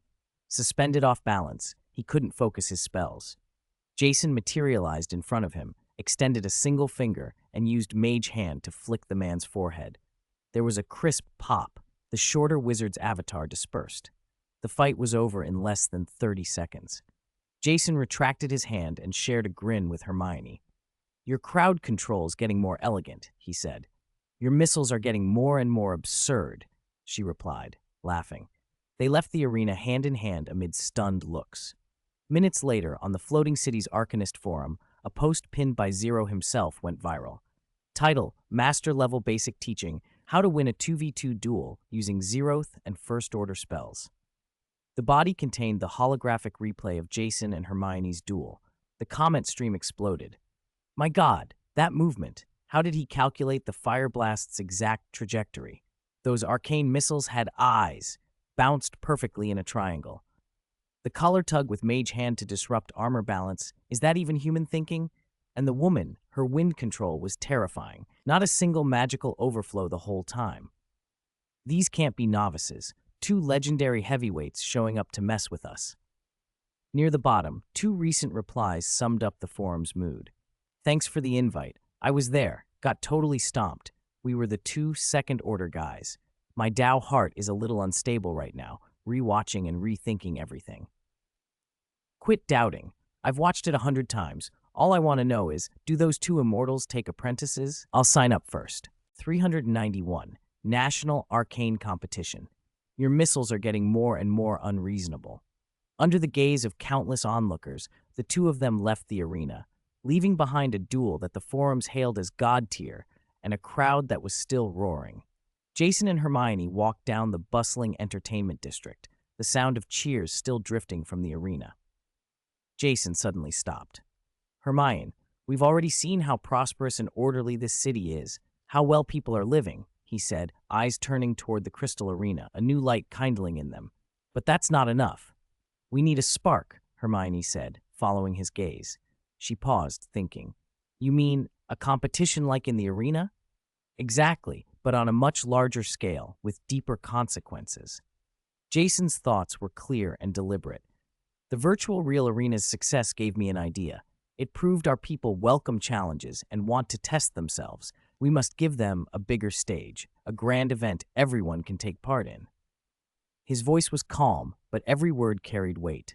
I'm going to hold a grand competition, a people's arcane competition for the floating city, and even for the wider magical world. Hermione felt her breath catch. She immediately understood what this could mean. This wouldn't just be a contest. It would be a comprehensive test of how far arcane popularization had come, a chance to discover talent from every social level, and an opportunity to showcase the floating city's renewed strength and unity to the world. I understand. Her eyes lit up and her mind raced. We need detailed rules, different competition tracks, and, most importantly, rewards. The rewards must be tempting enough to drive everyone crazy, Jason said. Leave it to me, Hermione smiled confidently. Give me a day, and I'll present a complete proposal. The next day, an announcement personally signed by acting City Lord Hermione Granger was pushed through the Zero Automaton system to every resident of the floating city and to wizard terminals across the old world via the magic net. The message ignited the entire magical community. City of Dawn announcement.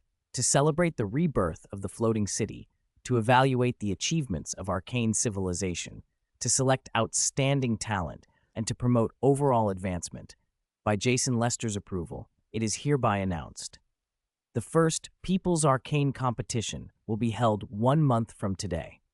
The competition will take place in the virtual real arena, with Zero Automaton serving as chief judge to ensure fairness and impartiality. Renowned arcanist Albus Dumbledore and Professor Severus Snape will be invited as special commentators. The competition is divided into 2 major categories, individual and team. All residents of the floating city and any wizards aspiring to the arcane, regardless of age, race, or background, are welcome to register.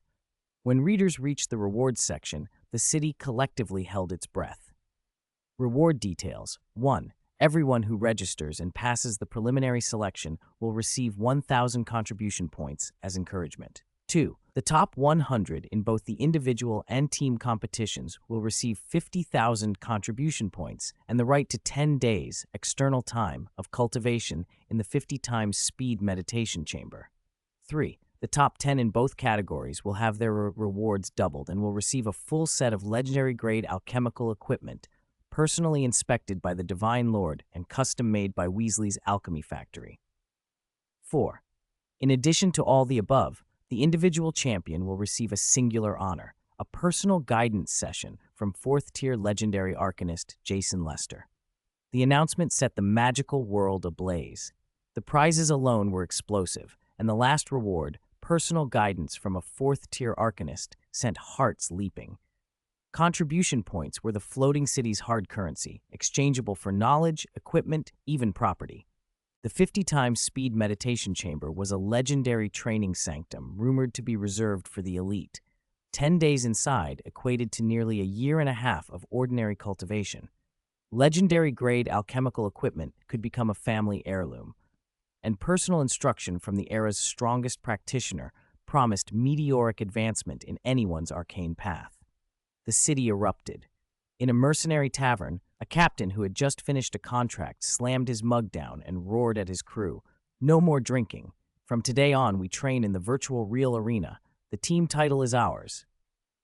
On Alchemy Commercial Street, a goblin tinkering on a new design threw his wrench down and shouted to the dwarf blacksmith nearby, "Brother, stop hammering. Form a team with me. I'll do gadgets and disruptions. You handle direct combat. Making the top 100 would be a huge profit." In a dormitory at Dawn Academy, Harry Potter and Ron Weasley huddled over the announcement on a magic screen, eyes shining.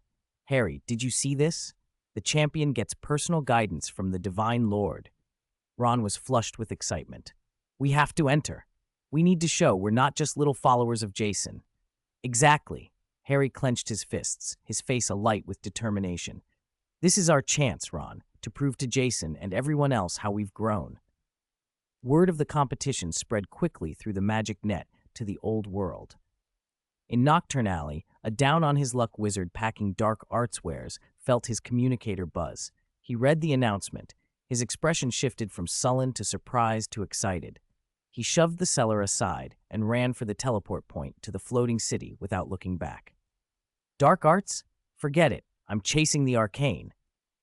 At the Ministry of Magic tier room, board clerks huddled together in whispers. Did you hear? The floating city's Arcane competition. Of course. My cousin's son apprentices there. He says the whole city has gone mad. The rewards are terrifying. Think if we quit now and go there, we'd still get registered in time? That question echoed the thoughts of countless wizards in the old world. Here was a new path, one that let people rise by strength and effort alone. The Arcane City, once a legend, had opened a door to glory. Back in the floating city, inside the City Lord's mansion, Hermione stood by the floor-to-ceiling window, watching the streets below, already vibrant with the competition's fallout. A smile played at her lips. The registration portal had been open less than an hour, and more than 50,000 people had already signed up. She turned to Jason, who lounged on the sofa, leafing through an arcane tome. Looks like the fire you started burned hotter than we expected, she said. Jason set the book aside and joined her at the window. This is only the beginning. His gaze was steady, reaching past the city's bustle to the far-off stars. A grand festival isn't just a way to find talent. It's how you unite everyone around a common goal. We need fresh blood and stronger people. The real challenges are still ahead. As he finished speaking, the communications array nearby flared to life. Draco Malfoy, head of the intelligence department, appeared as a holographic projection, bowing with a serious expression. Divine Lord, Lady City Lord, we've received top priority intelligence from the Li Guang Enclave. The lesser gods from other worlds who have had contact with us have sent a joint delegation and have already arrived at the Enclave. They request an audience with the Divine Lord. 392. The law filter is complete. They request to see the Divine Lord. Draco's words echoed through the City Lord's mansion. The arrival of an envoy from another world introduced a new variable. Hermione looked to Jason, waiting for his decision. Let them rest in Li Guang Enclave for a while, Jason said without expression. He lifted his head and stared at the sky. Before entertaining guests, we need to finish installing the doors to our home. Hermione understood instantly. The envoy's arrival had only strengthened Jason's resolve to complete that crucial project immediately. Understood. I'll make the arrangements. Jason nodded and vanished from sight. The next moment, he stood at the highest point of the floating city, outside the Stargate, floating in the cold void of space.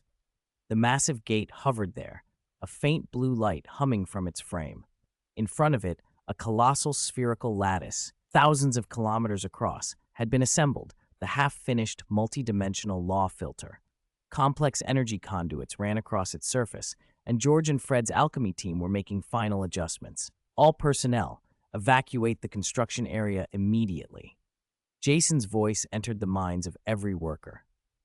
The wizards and gnomes at the site paused, set down their tools, activated personal flight devices, and flew back toward the floating city. In moments, the area was empty except for Jason and the immense framework. In the mansion's observation room, Hermione, Dumbledore, and Snape watched a projection that showed Jason alone in space. They all understood the significance of what was about to happen. Jason hovered at the center of the law filter. His fourth order, legendary telepathic power spread outward, enveloping the surrounding space. He lifted a finger and traced a golden line in the void. The concrete manifestation of the law of order. The surrounding spatial structure stabilized, aligning itself to that standard. It was only the beginning. Jason's hands moved deliberately, almost elegantly. At his fingertips appeared innumerable arcane runes, far more precise than anything George's team had drawn. Each rune's emergence inscribed a new physical rule into that stretch of space. Energy flows that were constructive were allowed. Entropy that increased information chaos was flagged for suppression. Malicious mental imprints were marked for annihilation. These became fixed rules that no longer required ongoing energy to enforce. He was altering the underlying laws of that pocket of reality. Dumbledore watched the projection with his lips moving, whispering, "This isn't magic. This is creating a world." Snape said nothing, but the same realization was in his dark gaze. Jason's fingers moved faster. Golden strands of law arced from the void and wove into the framework. The filter's dormant circuits activated, linked together, and acquired new functions. The work took 3 hours. When the final law line, the one that signified final judgment, was threaded into the filter's core, Jason stopped. He opened his hand and, with a gentle squeeze of his palm aimed at the golden construction, said, "It's done." A low hum rolled through everyone's minds and spread across the floating city. The massive filter by the Stargate flared as all its golden threads lit at once. Then the light folded into the air. The enormous lattice did not vanish so much as transform. It became an invisible barrier, merged with space itself. Only Jason could see its structure now. It began to sift all energy and information attempting to pass through the Stargate. Pure magic, reordered and softened, flowed into the city. Useless cosmic radiation from deep space was filtered out. Everything fell into a new kind of perfect order. 3 seconds after activation, Jason's pupils narrowed. It had come, that familiar abyssal gaze descending again, as if drawn by this newly erected order across vast distances. A chaotic stream of information slammed into the law filter. Jason remained perfectly still and issued a command. 0, connect to the filter. Analyze the target at full power. Instruction confirmed. Accessing multidimensional law filter. Data analysis beginning. For the first time, in Jason's vision, the chaotic gaze was translated clearly. It was a contaminating information virus, a cosmic-level law plague. Its core logic was pure chaos: increase information entropy without limit, dismantle order, corrupt information, reduce stable structures to disorder. Previously, Jason had felt it like a lurking beast. Now the filter's analysis revealed its true face. It was a self-replicating, evolving pathogen with high intelligence, weaponizing law itself. The law filter was the most powerful antivirus and firewall Jason had ever made. The moment it contacted that gaze, countless golden chains of law ensnared the virus and began to decompose and decode it. Memetic contamination detected, reversing and deciphering. Cognitive distortion field detected. Law counterbalancing engaged. Entropy amplification effect detected. Activating order anchor, enforcing constancy. Layer by layer, the abyssal gaze was peeled apart, analyzed, and transmuted into harmless basic data. The threat dissolved. Jason floated before the Stargate, having completed a monumental defense for the entire floating city. Yet he knew the war he faced was of a higher order than he'd imagined. The enemy was a plague that required order to oppose it. Jason vanished again. In the observation room, Dumbledore and Snape exhaled long breaths, their backs damp with cold sweat. Relief that the city was safe warred with the awe of what Jason had just done. Their exchanged looks packed shock and newfound respect. Jason reappeared in the City Lord's mansion. Hermione hurried to him, eyes full of concern. "Everything went smoothly," he said, smiling to reassure her. He looked at the communication array and gave a new order to Draco on the line. "Tell the envoy delegation that in half an hour I'll receive them in the Li Guang Enclave Hall." The doors to his home had been installed. Now it was time to receive guests. 393. It's like pie in the sky. This surrender is so worth it. Notify the Interworld delegation that in half an hour I will be waiting for them in the Hall of Myriad Worlds. Jason's order was relayed to the Interworld delegation's residence in the Li Guang Enclave through Draco's intelligence network. Half an hour later, he sat on the high seat in the Hall of Myriad Worlds. Built for exchanges between civilizations, the hall welcomed its first official guests. Its dome simulated a starry sky, countless lights slowly turning. The floor was a single sheet of flawless obsidian that reflected the stars. 108 white jade pillars, carved with arcane runes, held up the vast chamber. The hall was silent. Jason occupied a throne of astral fine gold and obsidian, watching the entrance 100 meters away. "Announce," he said coolly. Zero Automaton's emotionless voice echoed through the hall via the amplification array. "By command of the Divine Lord, announce the envoy of the God of Grains to have an audience." With a low whir, the 20-meter-high doors slid open. A small figure entered, flanked by two silver-armored arcane guards. He was a satyr, a human torso tanned from labor, the lower half goat legs and hooves covered in short brown fur, a pair of small curled horns peeking from his messy brown hair. His face was full of apprehension. He wore a faded, coarse linen tunic and smelled of earth and wheat, a scent incongruous in the cold, solemn hall. The satyr priest had never seen such grandeur. The dome's stars rotated, the obsidian reflected the universe, and the young divine lord on the high seat filled him with awe. Each clop of his hooves on the obsidian rang unnaturally loud in the silence and struck at his heart. He would not look up at the figure on the throne. He only felt the weight of a vast aura, no malice, but the suppression of a higher life tier that made his breath catch. He walked to the center of the hall, dropped to both knees, and prostrated fully, forehead to the cold floor. "Your humble servant Carno, chief priest under the harvest and envoy of the God of Grains, greets the great arcane lord, the Li Guang divine lord." His voice trembled. Jason did not immediately tell him to rise. He observed the kneeling figure from his throne. This was his first formal contact with a divine power from another world as a leader of his civilization. The envoy's posture was abject, but behind him stood a whole world and a power system foreign to Arcane. "Raise your head." After a long moment, Jason spoke again, calm and authoritative. Carno hesitated, then carefully lifted his head, eyes fixed on the steps below the throne, unwilling to meet Jason's gaze. "State your purpose, envoy of the God of Grains." Carno drew a deep, steadying breath. "Great divine lord," he said with more composure, "I come on behalf of my lord, the God of Grains, to pay respects to you and your arcane civilization. My lord, by word of a lost traveler, has heard of the great nation you have built, a place where knowledge can be shared, power learned, and all races find fairness and respect." There was a flicker of longing in Carno's eyes. "Our world is being devoured by tyranny. Powerful divine systems, the sun god, the lord of war, the storm king, constantly consume the faith of weaker deities. Believers are turned into slaves, fertile lands into scorched earth. My lord's duty is growth, not war. Against the sun god's incineration legions, we have lost 90% of our land and followers.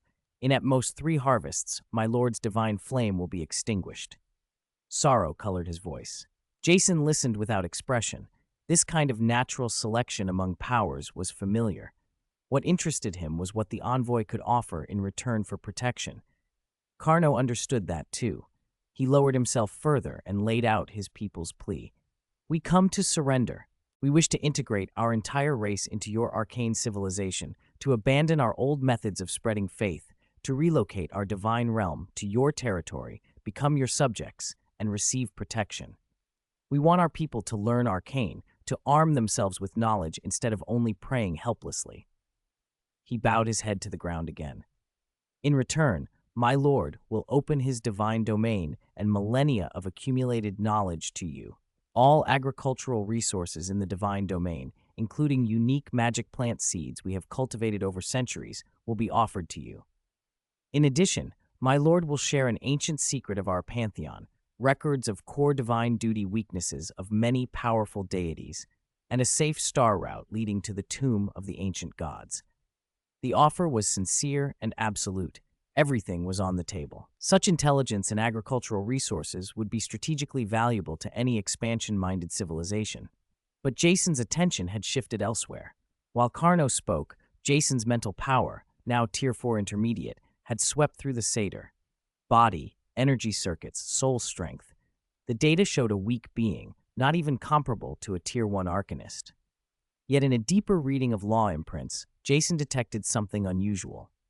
Deep in the satyr's soul and in the faint mental field he emitted was a vibrant law imprint tied to life and growth. It wasn't powerful, but it was pure and tenacious, like the most primitive act of growth.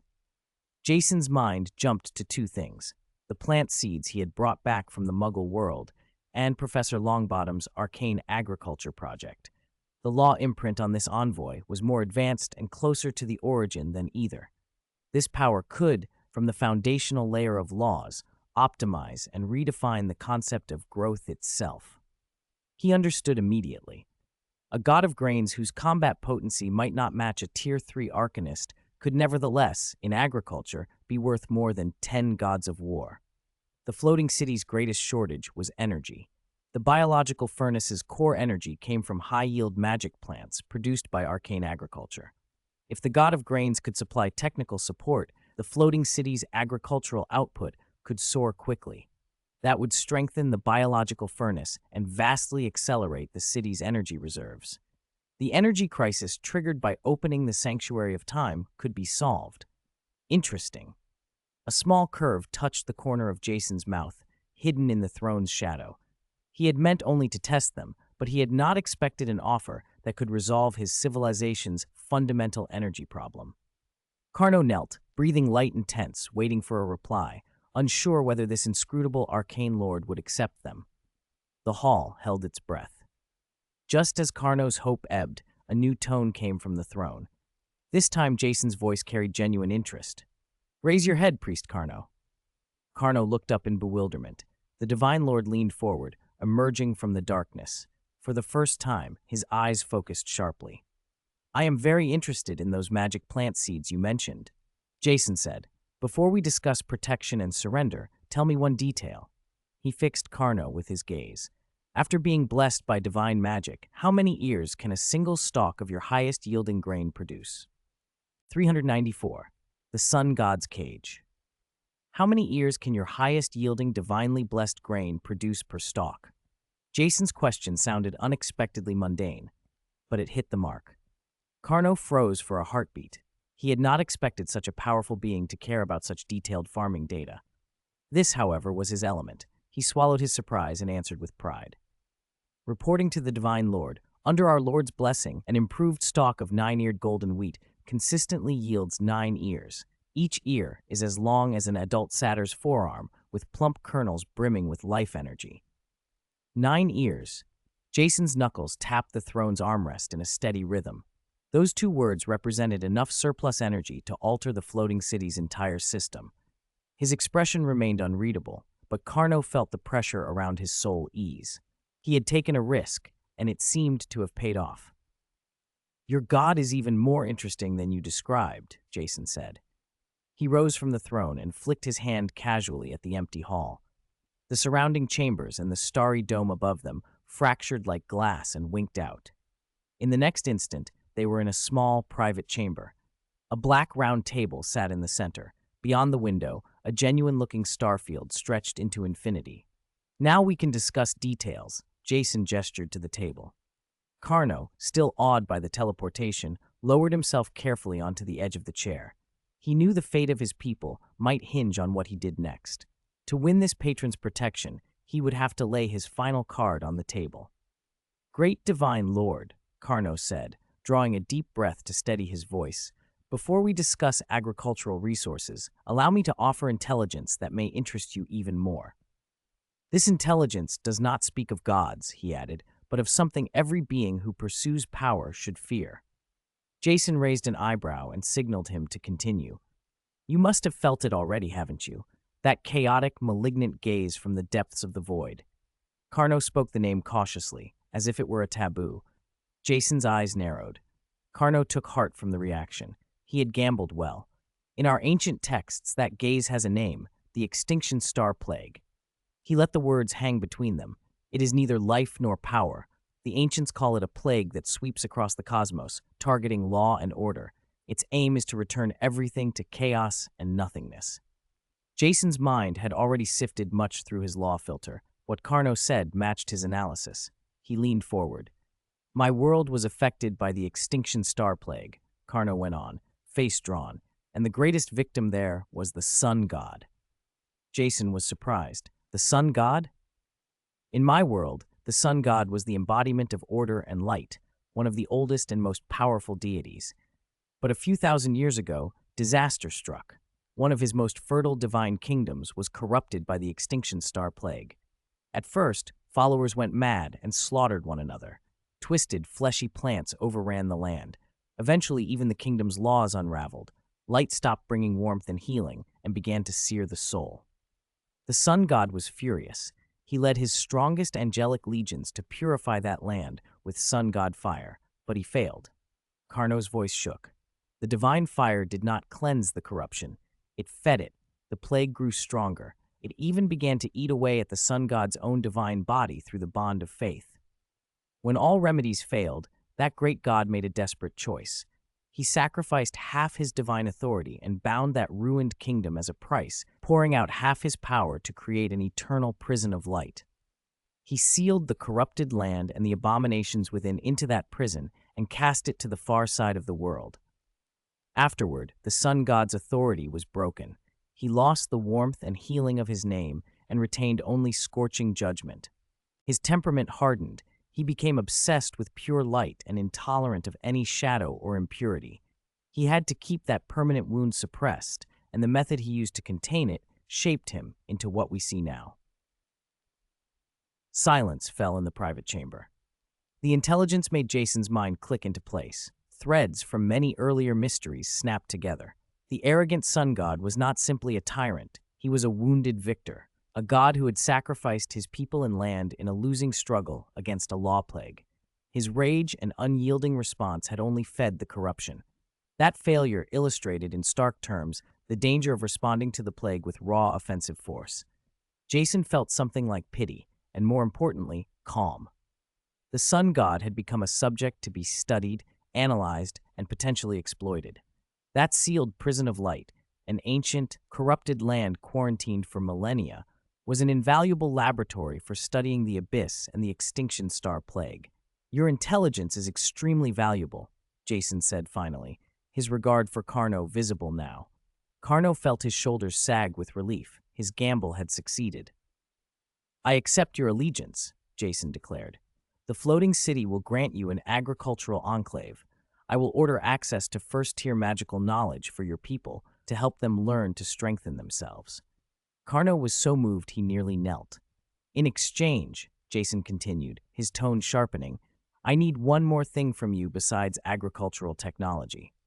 I want everything you have on the Prison of Light, its coordinates, the structure of its seals, the sun god's monitoring frequencies, and all records of changes in that corrupted area across the centuries. I want all the intelligence." 395, competition opening and the nameless old man. "I want everything." Jason's calm voice filled the private room, decisive and absolute. Carno didn't hesitate. He drew a warm living green crystal from his bosom. "Great Godlord, all of my master's secrets and everything known about the Cage of Light are sealed within this crystal of divine word. I now place it in your hands."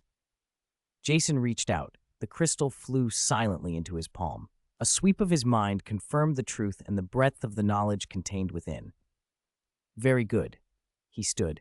"Hermione will oversee the relocation of your clan. Go and usher in a new era for your people." Carno trembled with excitement. He gave the deepest, most formal bow he could and was quietly propelled out of the private room by a gentle force. With that, the fate of two civilizations had been bartered away. Jason didn't open the crystal immediately. He walked to the window and fixed his gaze on the floating city beyond, which had grown rowdy and vibrant with the approach of the competition. Everything had only just begun. Zzz, I am a daring dividerth.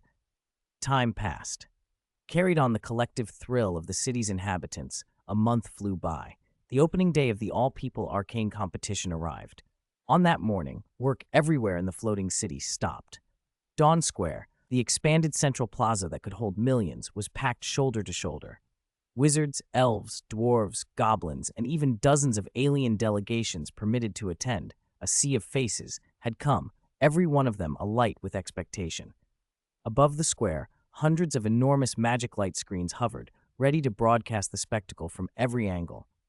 At precisely 10 o'clock, a clear, grand bell chimed and a brilliant white light bathed the high platform at the square's center. Hermione appeared on the platform. Today she wore a silver-white gown woven from moonlight silk. Her hair was pinned up, and she carried herself with an effortless nobility.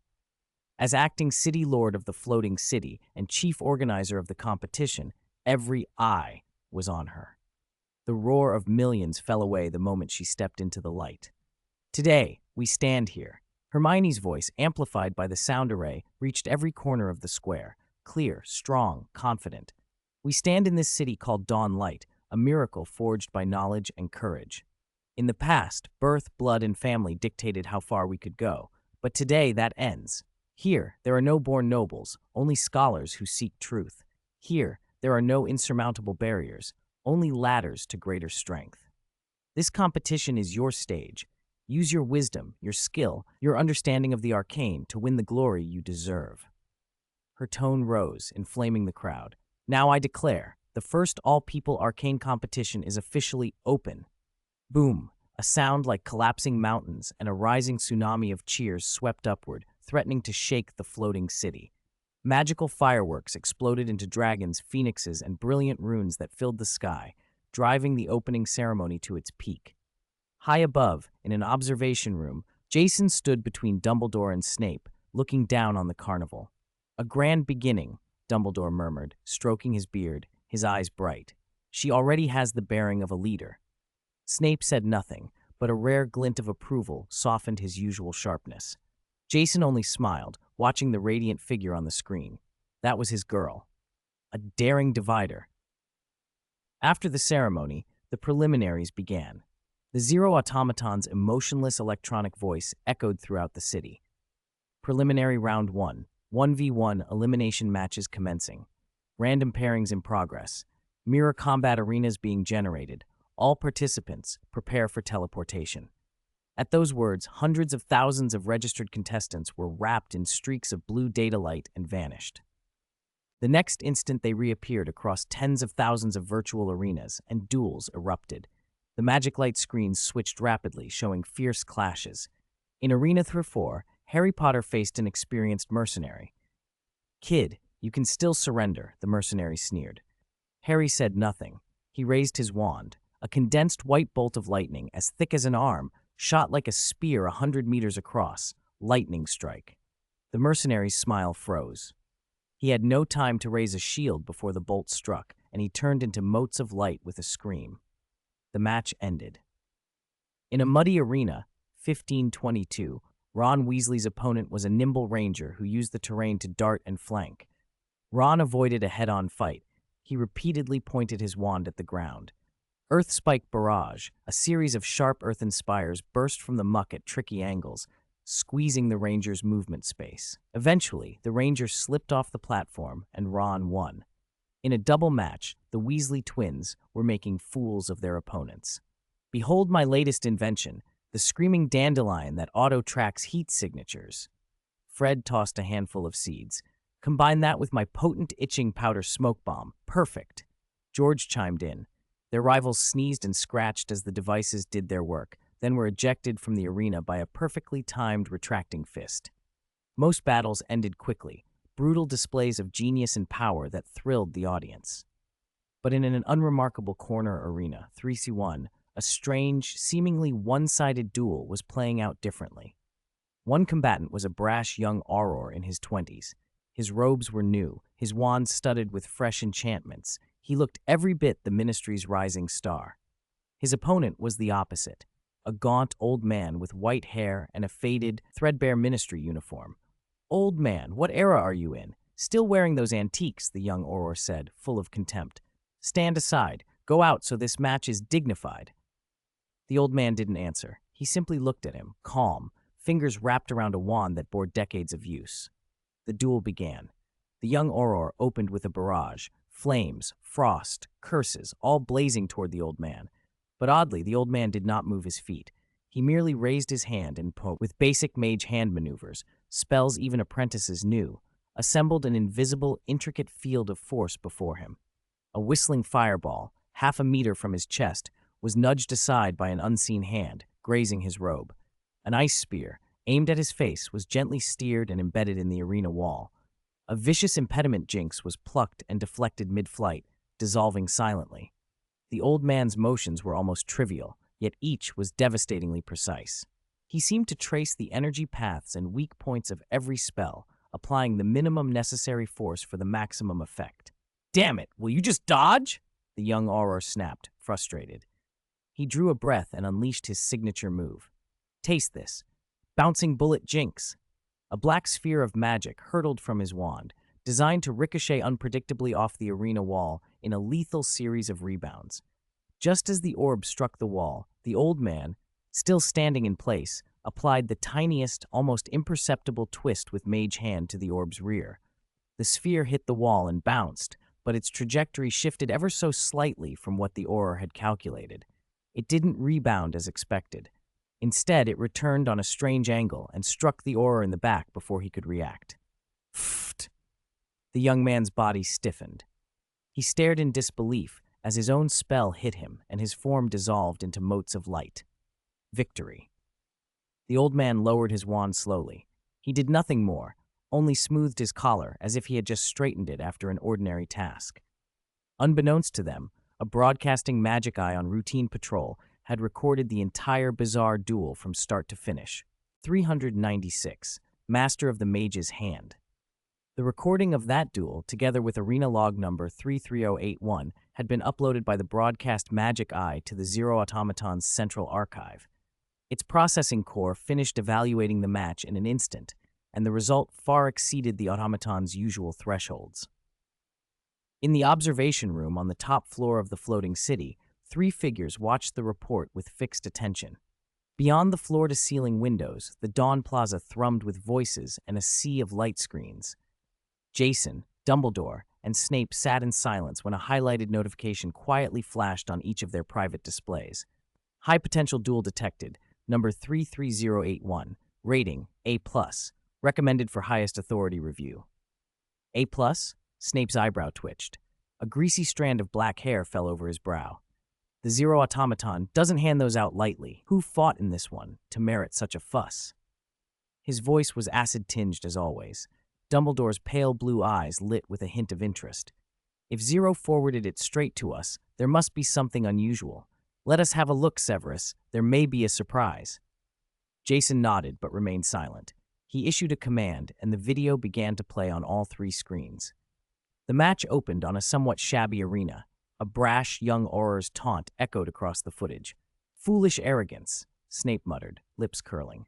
The duel erupted. The young Auror launched a barrage of spells. The old man barely moved, meeting each assault with the simplest of magics, Mage Hand. At first, Snape's expression was one of scorn, even mild boredom. That level of offense and defense was hardly noteworthy in high-tier encounters.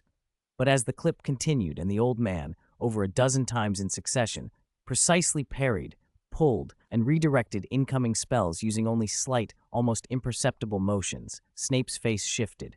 Derision gave way to surprise and a growing solemnity. Dumbledore unconsciously twisted his long silver beard between finger and thumb, his gaze cutting through the flicker of magic and shadow to rest on the old man's profile in the footage. The wrinkles and the clouded eyes stirred something in him, a recognition long sealed away. It's him. How could it be? Dumbledore murmured, barely audible. Jason slowed the replay to 1/10 speed and watched frame by frame, replaying the sequence again and again. He noticed what the others were beginning to see.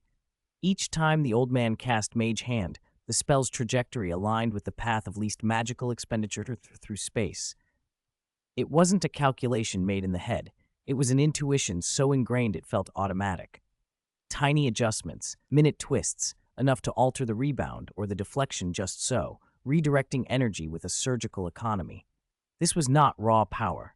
It was an absolute understanding of spell patterns and energy trajectories. The volume of calculation, or more accurately, the precision of instinct required was terrifying. When the video ended, the old man, calm, adjusting the collar of his robe, filled the screen. "Silas Cliff," Dumbledore said at last, voice threaded with emotion. "I never expected him to be alive, nor to take such a different path." "You know him?" Jason asked, turning to Dumbledore. "An old acquaintance," Dumbledore replied, "a man forgotten by time."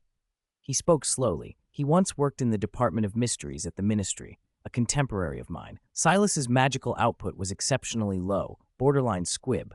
That kept him from important postings. Yet his mind, he was a theoretical genius. He devoted himself to the fundamentals, to the principles behind the simplest spells. He wrote a paper on the intrinsic grammar of spells and the rhythm of energy, arguing that magic follows an underlying logic. He claimed that magical power wasn't only about intensity. People at the time thought him impractical, an armchair theorist, Dumbledore continued. His paper was rejected, his projects were shut down. Quietly, he retired amid ridicule. I assumed he was gone. A perfect candidate for cultivating starlight rhythm, Jason concluded for them. The meditation method required minimal raw magic but unparalleled subtlety of mental control and a deep grasp of order. Silas Cliff's lifetime of work matched its core ideals almost exactly. Dumbledore looked at the frozen image of Silas on the screen, an old recognition softening his features. Snape, meanwhile, analyzed the technique and saw elite precision, but Jason saw further. He saw a pattern of internalized laws, an intuition for the lowest energy paths, etched into a man's instincts. He saw someone who had literally ingrained order into his soul. This was more than an expert mage or a neglected theoretician. In Jason's mind, a conclusion formed with crystalline clarity. Silas Cliff was a genius, a potential master of the laws themselves, a candidate who might finally provide the key to the law plague. Jason shut the video off and made his decision. He needed to test this man under pressure. He issued a command into the silent air of the observation room. 0. My lord, I am here, the automaton's cool electronic voice replied. Instruction? Schedule Silas Cliff's next match in the central arena, Jason said, voice calm. Full channel broadcast, as you command. Give him a difficult opponent. A smile touched Jason's lips, the light of an experimenter in his eyes. Filter the contestant database for an adversary who specializes in the Crimson Blaze Heart domain.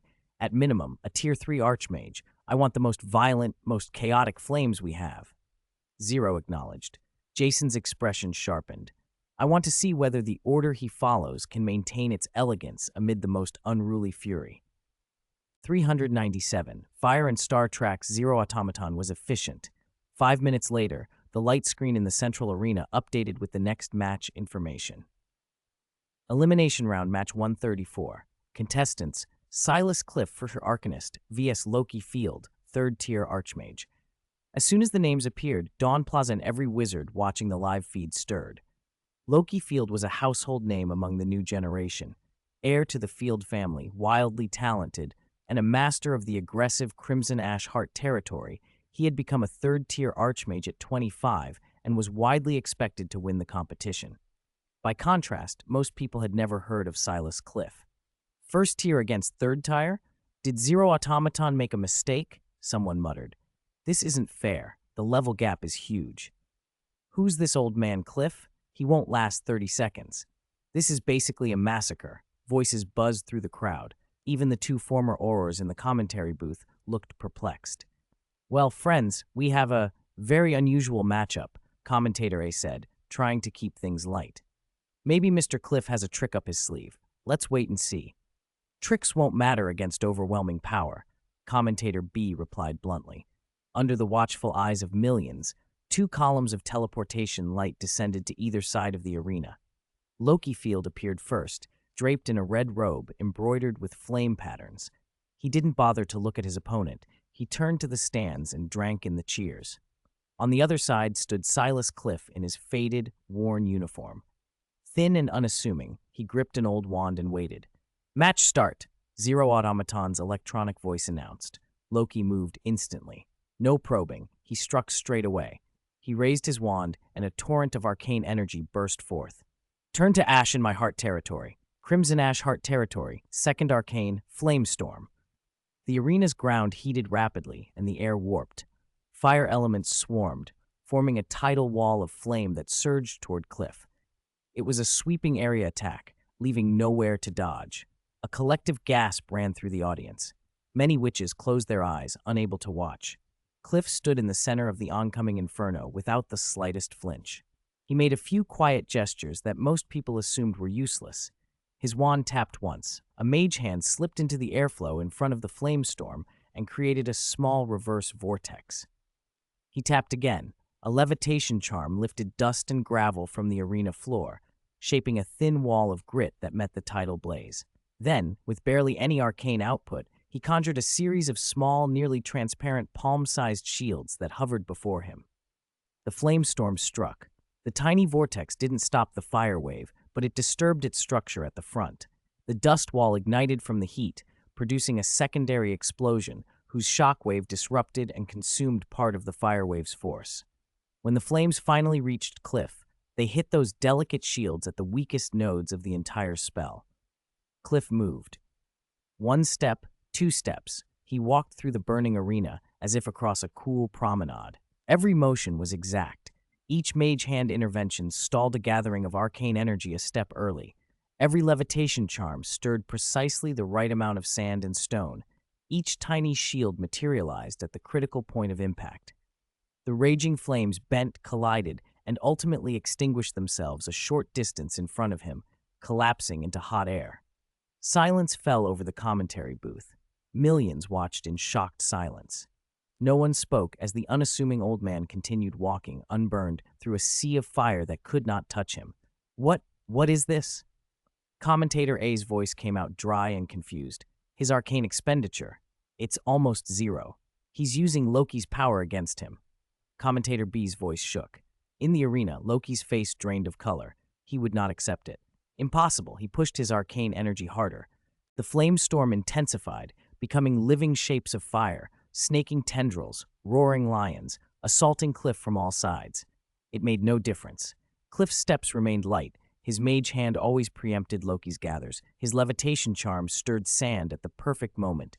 His tiny shields intercepted at the weakest points. 5 minutes. 10 minutes. Loki's forehead broke out in sweat. His breathing quickened. His face grew pale. Cliff's breathing never changed. At last, Loki's arcane reserves hit empty. The blazing mass in the sky, suddenly unsupported, collapsed like a mirage and vanished. Loki groped for breath and looked up to see the unharmed old man walking toward him, not a scorch on his clothes. Loki's eyes went hollow, then blank. For a long, stunned moment, the central arena was silent. Then, clap. A single clean clap sounded. In the observation room, Jason stood and applauded Silas Cliff. That small personal clap was the cue. The next second, the crowd erupted into thunderous applause and cheers, louder and more prolonged than any match before. 398, School of Arcane Theory. Thunderous applause rolled through the floating city as the magical lights and shadows in the central arena slowly faded. Zero Automaton's cold, mechanical voice announced the result. Victor, Silas Cliff. Staff entered the arena and teleported the near-exhausted Loki field to the medical wing. They looked at Silas Cliff with a mixture of awe and curiosity. Cliff himself seemed almost oblivious to the commotion. He tucked the old wand back into his sleeve, turned, and walked silently toward the player's exit passage. Victory apparently meant little to him. High above, in the observation room, Jason had not returned to his seat. A true master, Dumbledore murmured, his voice thick with feeling as he watched Jason's empty place. How will you place him? Such a person should not be bound to a post. He should be given what he needs most, Jason replied. He gave no further explanation. His figure waned where he stood and then vanished. Moments later, at the exit passage, a tiny ripple in space announced his reappearance. His sudden presence stirred a small commotion. The arcane guards at the passage entrance, seeing who it was, snapped to attention, hand to chest, and rendered a crisp salute. Lord! Jason acknowledged them with a nod and signaled them to continue. He stood in the shadow of the passage entrance and waited. A few minutes later, Silas Cliff emerged from the dim tunnel. He still wore the afterglow of battle on his face and did not notice the extra figure until he looked up and found Jason standing not far away. Cliff froze. Surprise crossed his cloudy eyes, then unease. He was an obscure, retired man. The figure before him was the city's sovereign. He straightened his old uniform reflexively and moved to bow. Mr. Cliff, no need for formalities, Jason said first, his voice gentle and unassuming. The match was excellent. He paused, then made a polite invitation. If it's convenient, I'd like to invite you to my study for a conversation. Faced with such a personal summons from the city's master, Cliff could not refuse. He nodded and followed. With a shimmer of light, the two disappeared from the passage. When they reappeared, they were already inside a spacious study. Tall bookshelves climbed to the ceiling, crammed with ancient tomes and manuscripts. In the room's center, a massive, glowing model of a point star system hovered and slowly turned. The scholarly air of the place relaxed Cliff visibly. Jason indicated a comfortable armchair and poured Cliff a cup of hot tea himself. Then, sitting opposite the older man, he asked a question with the curiosity of a student. "Mr. Cliff, I've run into a problem in my practice that's been troubling me for some time. I would greatly value your guidance." Cliff blinked. Jason continued, "Matter of fact, take a standard arcane missile. Its trajectory is essentially ordered energy, but when it passes through unstable spatial regions, turbulent flows at the boundary of two planes, its structure destabilizes and it dissipates. I've tried reinforcing its energy core, enclosing it in shields, but none of that has worked." Jason leaned forward, tone serious. "Is there a method to allow it to avoid spatial disturbances while minimizing energy consumption?" That question struck at the heart of Cliff's life work. The stiffness and nerves drained from him. The scholar's instinct ignited. Thought flickered in his cloudy eyes. "Lord," he said, his voice clearing, "you must not approach this by brute force. An arcane missile is a carrier of order, and spatial disturbance is a manifestation of chaos. Trying to overpower chaos with more order will inevitably waste tremendous energy." He rose and walked to the star model. Pointing at a steadily orbiting star, he explained, "We should change our approach. Instead of forcing the missile to resist turbulence, make it adapt to it." He turned back, tapping his withered hand for emphasis. "Embed a miniature adaptive stabilization array inside the missile, something like a pendulum or gyroscope. When it senses changes in external spatial curvature, the array adjusts the missile's internal energy flow frequency, allowing temporary synchronization with the external chaos." Like a ship at sea, Cliff went on, warmed by the idea, the best way to avoid capsizing is not to build a stronger hull, but to learn to ride the waves. He grew absorbed in his own explanation, eyes bright with conviction, and for a few moments forget who he was speaking to. Jason listened intently, occasionally nodding. Based on Cliff's theory, Jason suggested higher-level ideas about law resonance and harmonics, and the two plunged into a deep academic discussion that lasted over half an hour. When it ended, Jason regarded the older man with genuine respect. "Sir, your insight is one of this city's greatest treasures," he said quietly, "which is why I have a formal invitation." Cliff looked up sharply. Jason continued, "I want you to serve as the first dean of the soon-to-be-established Academy of Arcane Theory and Fundamental Laws." Shock registered on Cliff's face. "This academy will not teach combat, nor pursue quick power," Jason added, tone grave. "Its sole mission will be to research the underlying logic of all arcane, to analyze the most fundamental laws, to optimize basic magical models, and to produce the most authoritative introductory textbooks for the entire floating city. Your life has shown that the truth of magic is not measured only by energy intensity. I want you to pass that truth on." Cliff's lips trembled. Dean, Arcane Theory, Fundamental Laws. The dream he'd chased since Arcane's first appearance, the dream mocked by others as idle theory, the dream he'd been denied by lack of power, now seemed within reach. Abandoned by his era, he had been personally plucked from obscurity by the city's master and brought into light. Warmth flooded his cloudy eyes. He rose instinctively to kneel, but Jason gently prevented it. "Sir, knowledge should stand tall." Cliff drew a deep breath and, summoning his remaining dignity, nodded solemnly. "I accept the appointment." Once the initial excitement settled, the scholar in him reasserted itself. He wanted to get to work immediately. His mind connected his recent theory to the greatest threat the floating city faced. "Lord," he said, eyes sharpening, "for the dean's first project, I want to immediately begin research into the abyssal gaze." "You used the term law plague before," Cliff continued, voice steady with restrained urgency, "which is apt. Based on our discussion, I have a bold conjecture.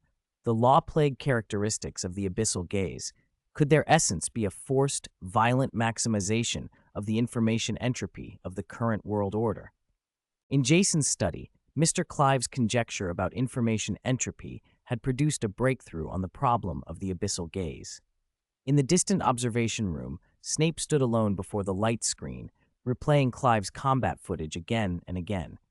He paid no attention to the sky-high flames or to Loki's crushing defeat. His eyes never left Clive's movements. Clive's precise mage hand, his ultimate control of energy flow, and his calm use of order to subdue chaos sparked a wholly new idea in Snape. The breath of spiritual poison that Snape cultivated was, at its core, a discipline of controlling chaos and destruction. Poison destroys the order of living systems. If Clive could use order to oppose the chaos of flame, could poison's principles be applied in reverse, to understand, even analyze, the higher-level chaos of the abyss? When the news arrived that Clive had been appointed Dean of the Arcane Theory Academy, Snape switched off the light screen. The hesitation in his eyes vanished. He made up his mind, left the observation room with the black hem of his robe trailing and a chill about him, and walked straight for the floating city's core control area. He found Jason returning from his study. "I need clearance," Snape said, without preface. "What clearance?" Jason asked. "The highest usage clearance for the 50 times speed meditation chamber," Snape answered, a suppressed fire burning in his dark eyes. "And access to every original contaminated information sample related to the abyssal gaze that has been filtered since the arcane law filter net was activated." Jason understood immediately. Direct exposure to the most primitive and dangerous information contaminations was like a potion master personally tasting an unknown, potent venom. It was madness, brilliant madness. "Approved," Jason said at once. "Zero Puppet will prepare everything. Do you want an escort?" "No, I must not be disturbed," Snape replied and turned toward the metal door that marked the floating city's highest security area. The 50 times speed meditation chamber sat beside the city's energy core. It was a white room of less than 30 square meters, the walls covered in silver runes that flowed constantly. Time inside moved at a different rate. 1 hour within equaled 50 hours outside. The disparity put unbearable strain on the mind. Snape entered and shut the white metal door behind him. The chair in the center rose slowly. He sat and closed his eyes. Clearance confirmed. Connecting to Arcane Law Filter Net database. Original contaminated information samples beginning transmission. An instant later, a flood of chaotic, lunatic information poured into Snape's spirit. It was not sound or image, but impossible geometric shapes that shattered logic, contradictory yet real concepts, and malicious, warped whispers. Any ordinary arcanist would have their minds scattered. Snape's body shuddered, his face blanching, but he did not fight. He opened himself, deliberately allowing the contamination in, and simultaneously activated the breath of spiritual poison. His mental power split into countless tiny tendrils, probing and tasting the toxic streams. One information current corroded thoughts, like Dragon King's scorpion venom. Another dulled cognition, like the neurotoxin of an African tree snake. A third filled his spirit with hallucinatory horror, a false vision of Lily being killed in his inner world. Snape gritted his teeth, veins standing at his temples. He drew on decades of studying tens of thousands of poisons, reinterpreting these arcane contaminations as exotic venoms from another realm.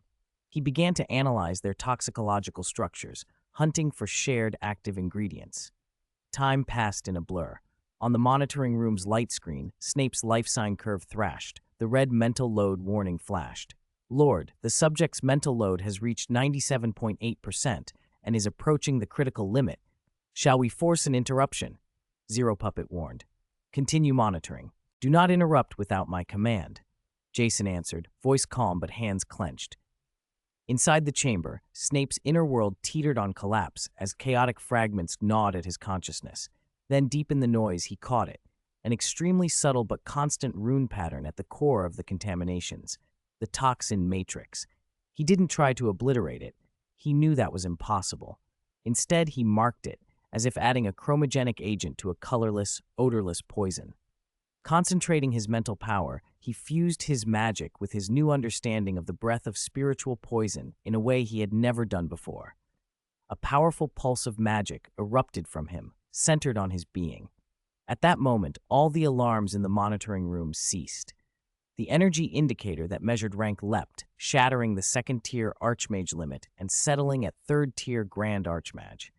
The metal door opened. Snape stepped out. His black robe clung with cold sweat, his face white and spent, but his dark eyes burned brighter than ever. He approached Jason and opened his palm. A thumb-sized crystal vial rested there, a strange silver liquid swirling like liquid starlight. "Arcane law developer," Snape said, his voice hoarse but every word sure. "It cannot resist or eliminate the arcane law plague. But applied to an object, if that object is brought near an area even slightly contaminated by the arcane law plague, and under the right magical fluctuations, it will make those invisible contaminations reveal their outlines." He did not claim it could cure or destroy. He said it could make them seen. 400, Pathfinder Program. Things changed the moment Snape's hoarse voice uttered the single word "C" in the core control zone. Jason's gaze moved from the small bottle of law-developing agent to Snape's tired but suddenly bright eyes. He didn't panic. His mind ran through countless simulations in an instant. Snape's discovery fitted perfectly into a grand plan Jason had been shaping for months. The final piece was in place. "Zero," Jason said calmly. "My lord, I'm here. In my name, immediately convene a top-level core meeting. 5 minutes from now, in the highest conference room, summon Albus Dumbledore and Hermione Granger, and, with the highest courtesy, invite Mr. Silas Cliff, Dean of the Arcane Theory and Fundamental Laws Academy." "You need rest and a full recovery," Jason told Snape, "but you must attend. You are indispensable to this plan." Snape nodded. He understood from Jason's look that something era-defining was about to begin. 15 minutes later, the floating city's highest conference room was filled for the first time since its construction. The massive circular obsidian table held only the core members, no decoration, just solemn purpose. In the center of the room hung a huge, dynamic holographic map of the universe. Stars dotted the dark. In the upper left of the map, an area was laced with bright red energy lines, flashing constant warnings. A gigantic spherical cage of light made of pure radiance, floating silently in the void, its interior churning with unspeakable darkness. Jason sat at the head of the table. To his left and right were Dumbledore and Hermione. Snape sat beside Dumbledore, his face still pale after emergency treatment, but his spirit had steadied. The new dean, Silas Cliff, sat beside Hermione, his scholar's curiosity and awkwardness plain in his posture. "Thank you for coming," Jason said, breaking the silence. He stood, walked to the holographic star map, and pointed to the red-marked region. "Here," he said with steady authority. "According to the confidential intelligence Draco obtained from the Old World Network, this is the Cage of Light, created by the Sun God after his fall, using the remainder of his divine power and laws. Sealed inside is his corrupted divine kingdom, contaminated by the Abyss's gaze." Seriousness settled on every face. Since the floating city was built, we've relied on passive defense, accumulating strength, developing technology, waiting for the enemy to come to us. But waiting will not win. It will only consume us with fear. His gaze swept to Cliff and Snape. Now the situation has changed. Dean Cliff's theory shows the enemy is a law plague that forcibly increases the entropy of order information, and Professor Snape's breakthrough has given us eyes capable of seeing that plague. He took a breath and announced his decision with undeniable clarity. Therefore, effective immediately, our strategy shifts from passive defense to active reconnaissance. The room ignited. Dumbledore's eyes flashed. Cliff straightened instinctively. Hermione's breath caught. Snape finally comprehended the true value of his secluded research. "I name this plan Pathfinder." Jason made a gesture, and a precise 3D model of an arcane detector rotated above the table. "We will pour all of the floating city's technology and resources into building a completely unmanned, high-level arcane detector. Its mission will be to serve as our civilization's first pioneer." He turned to Hermione.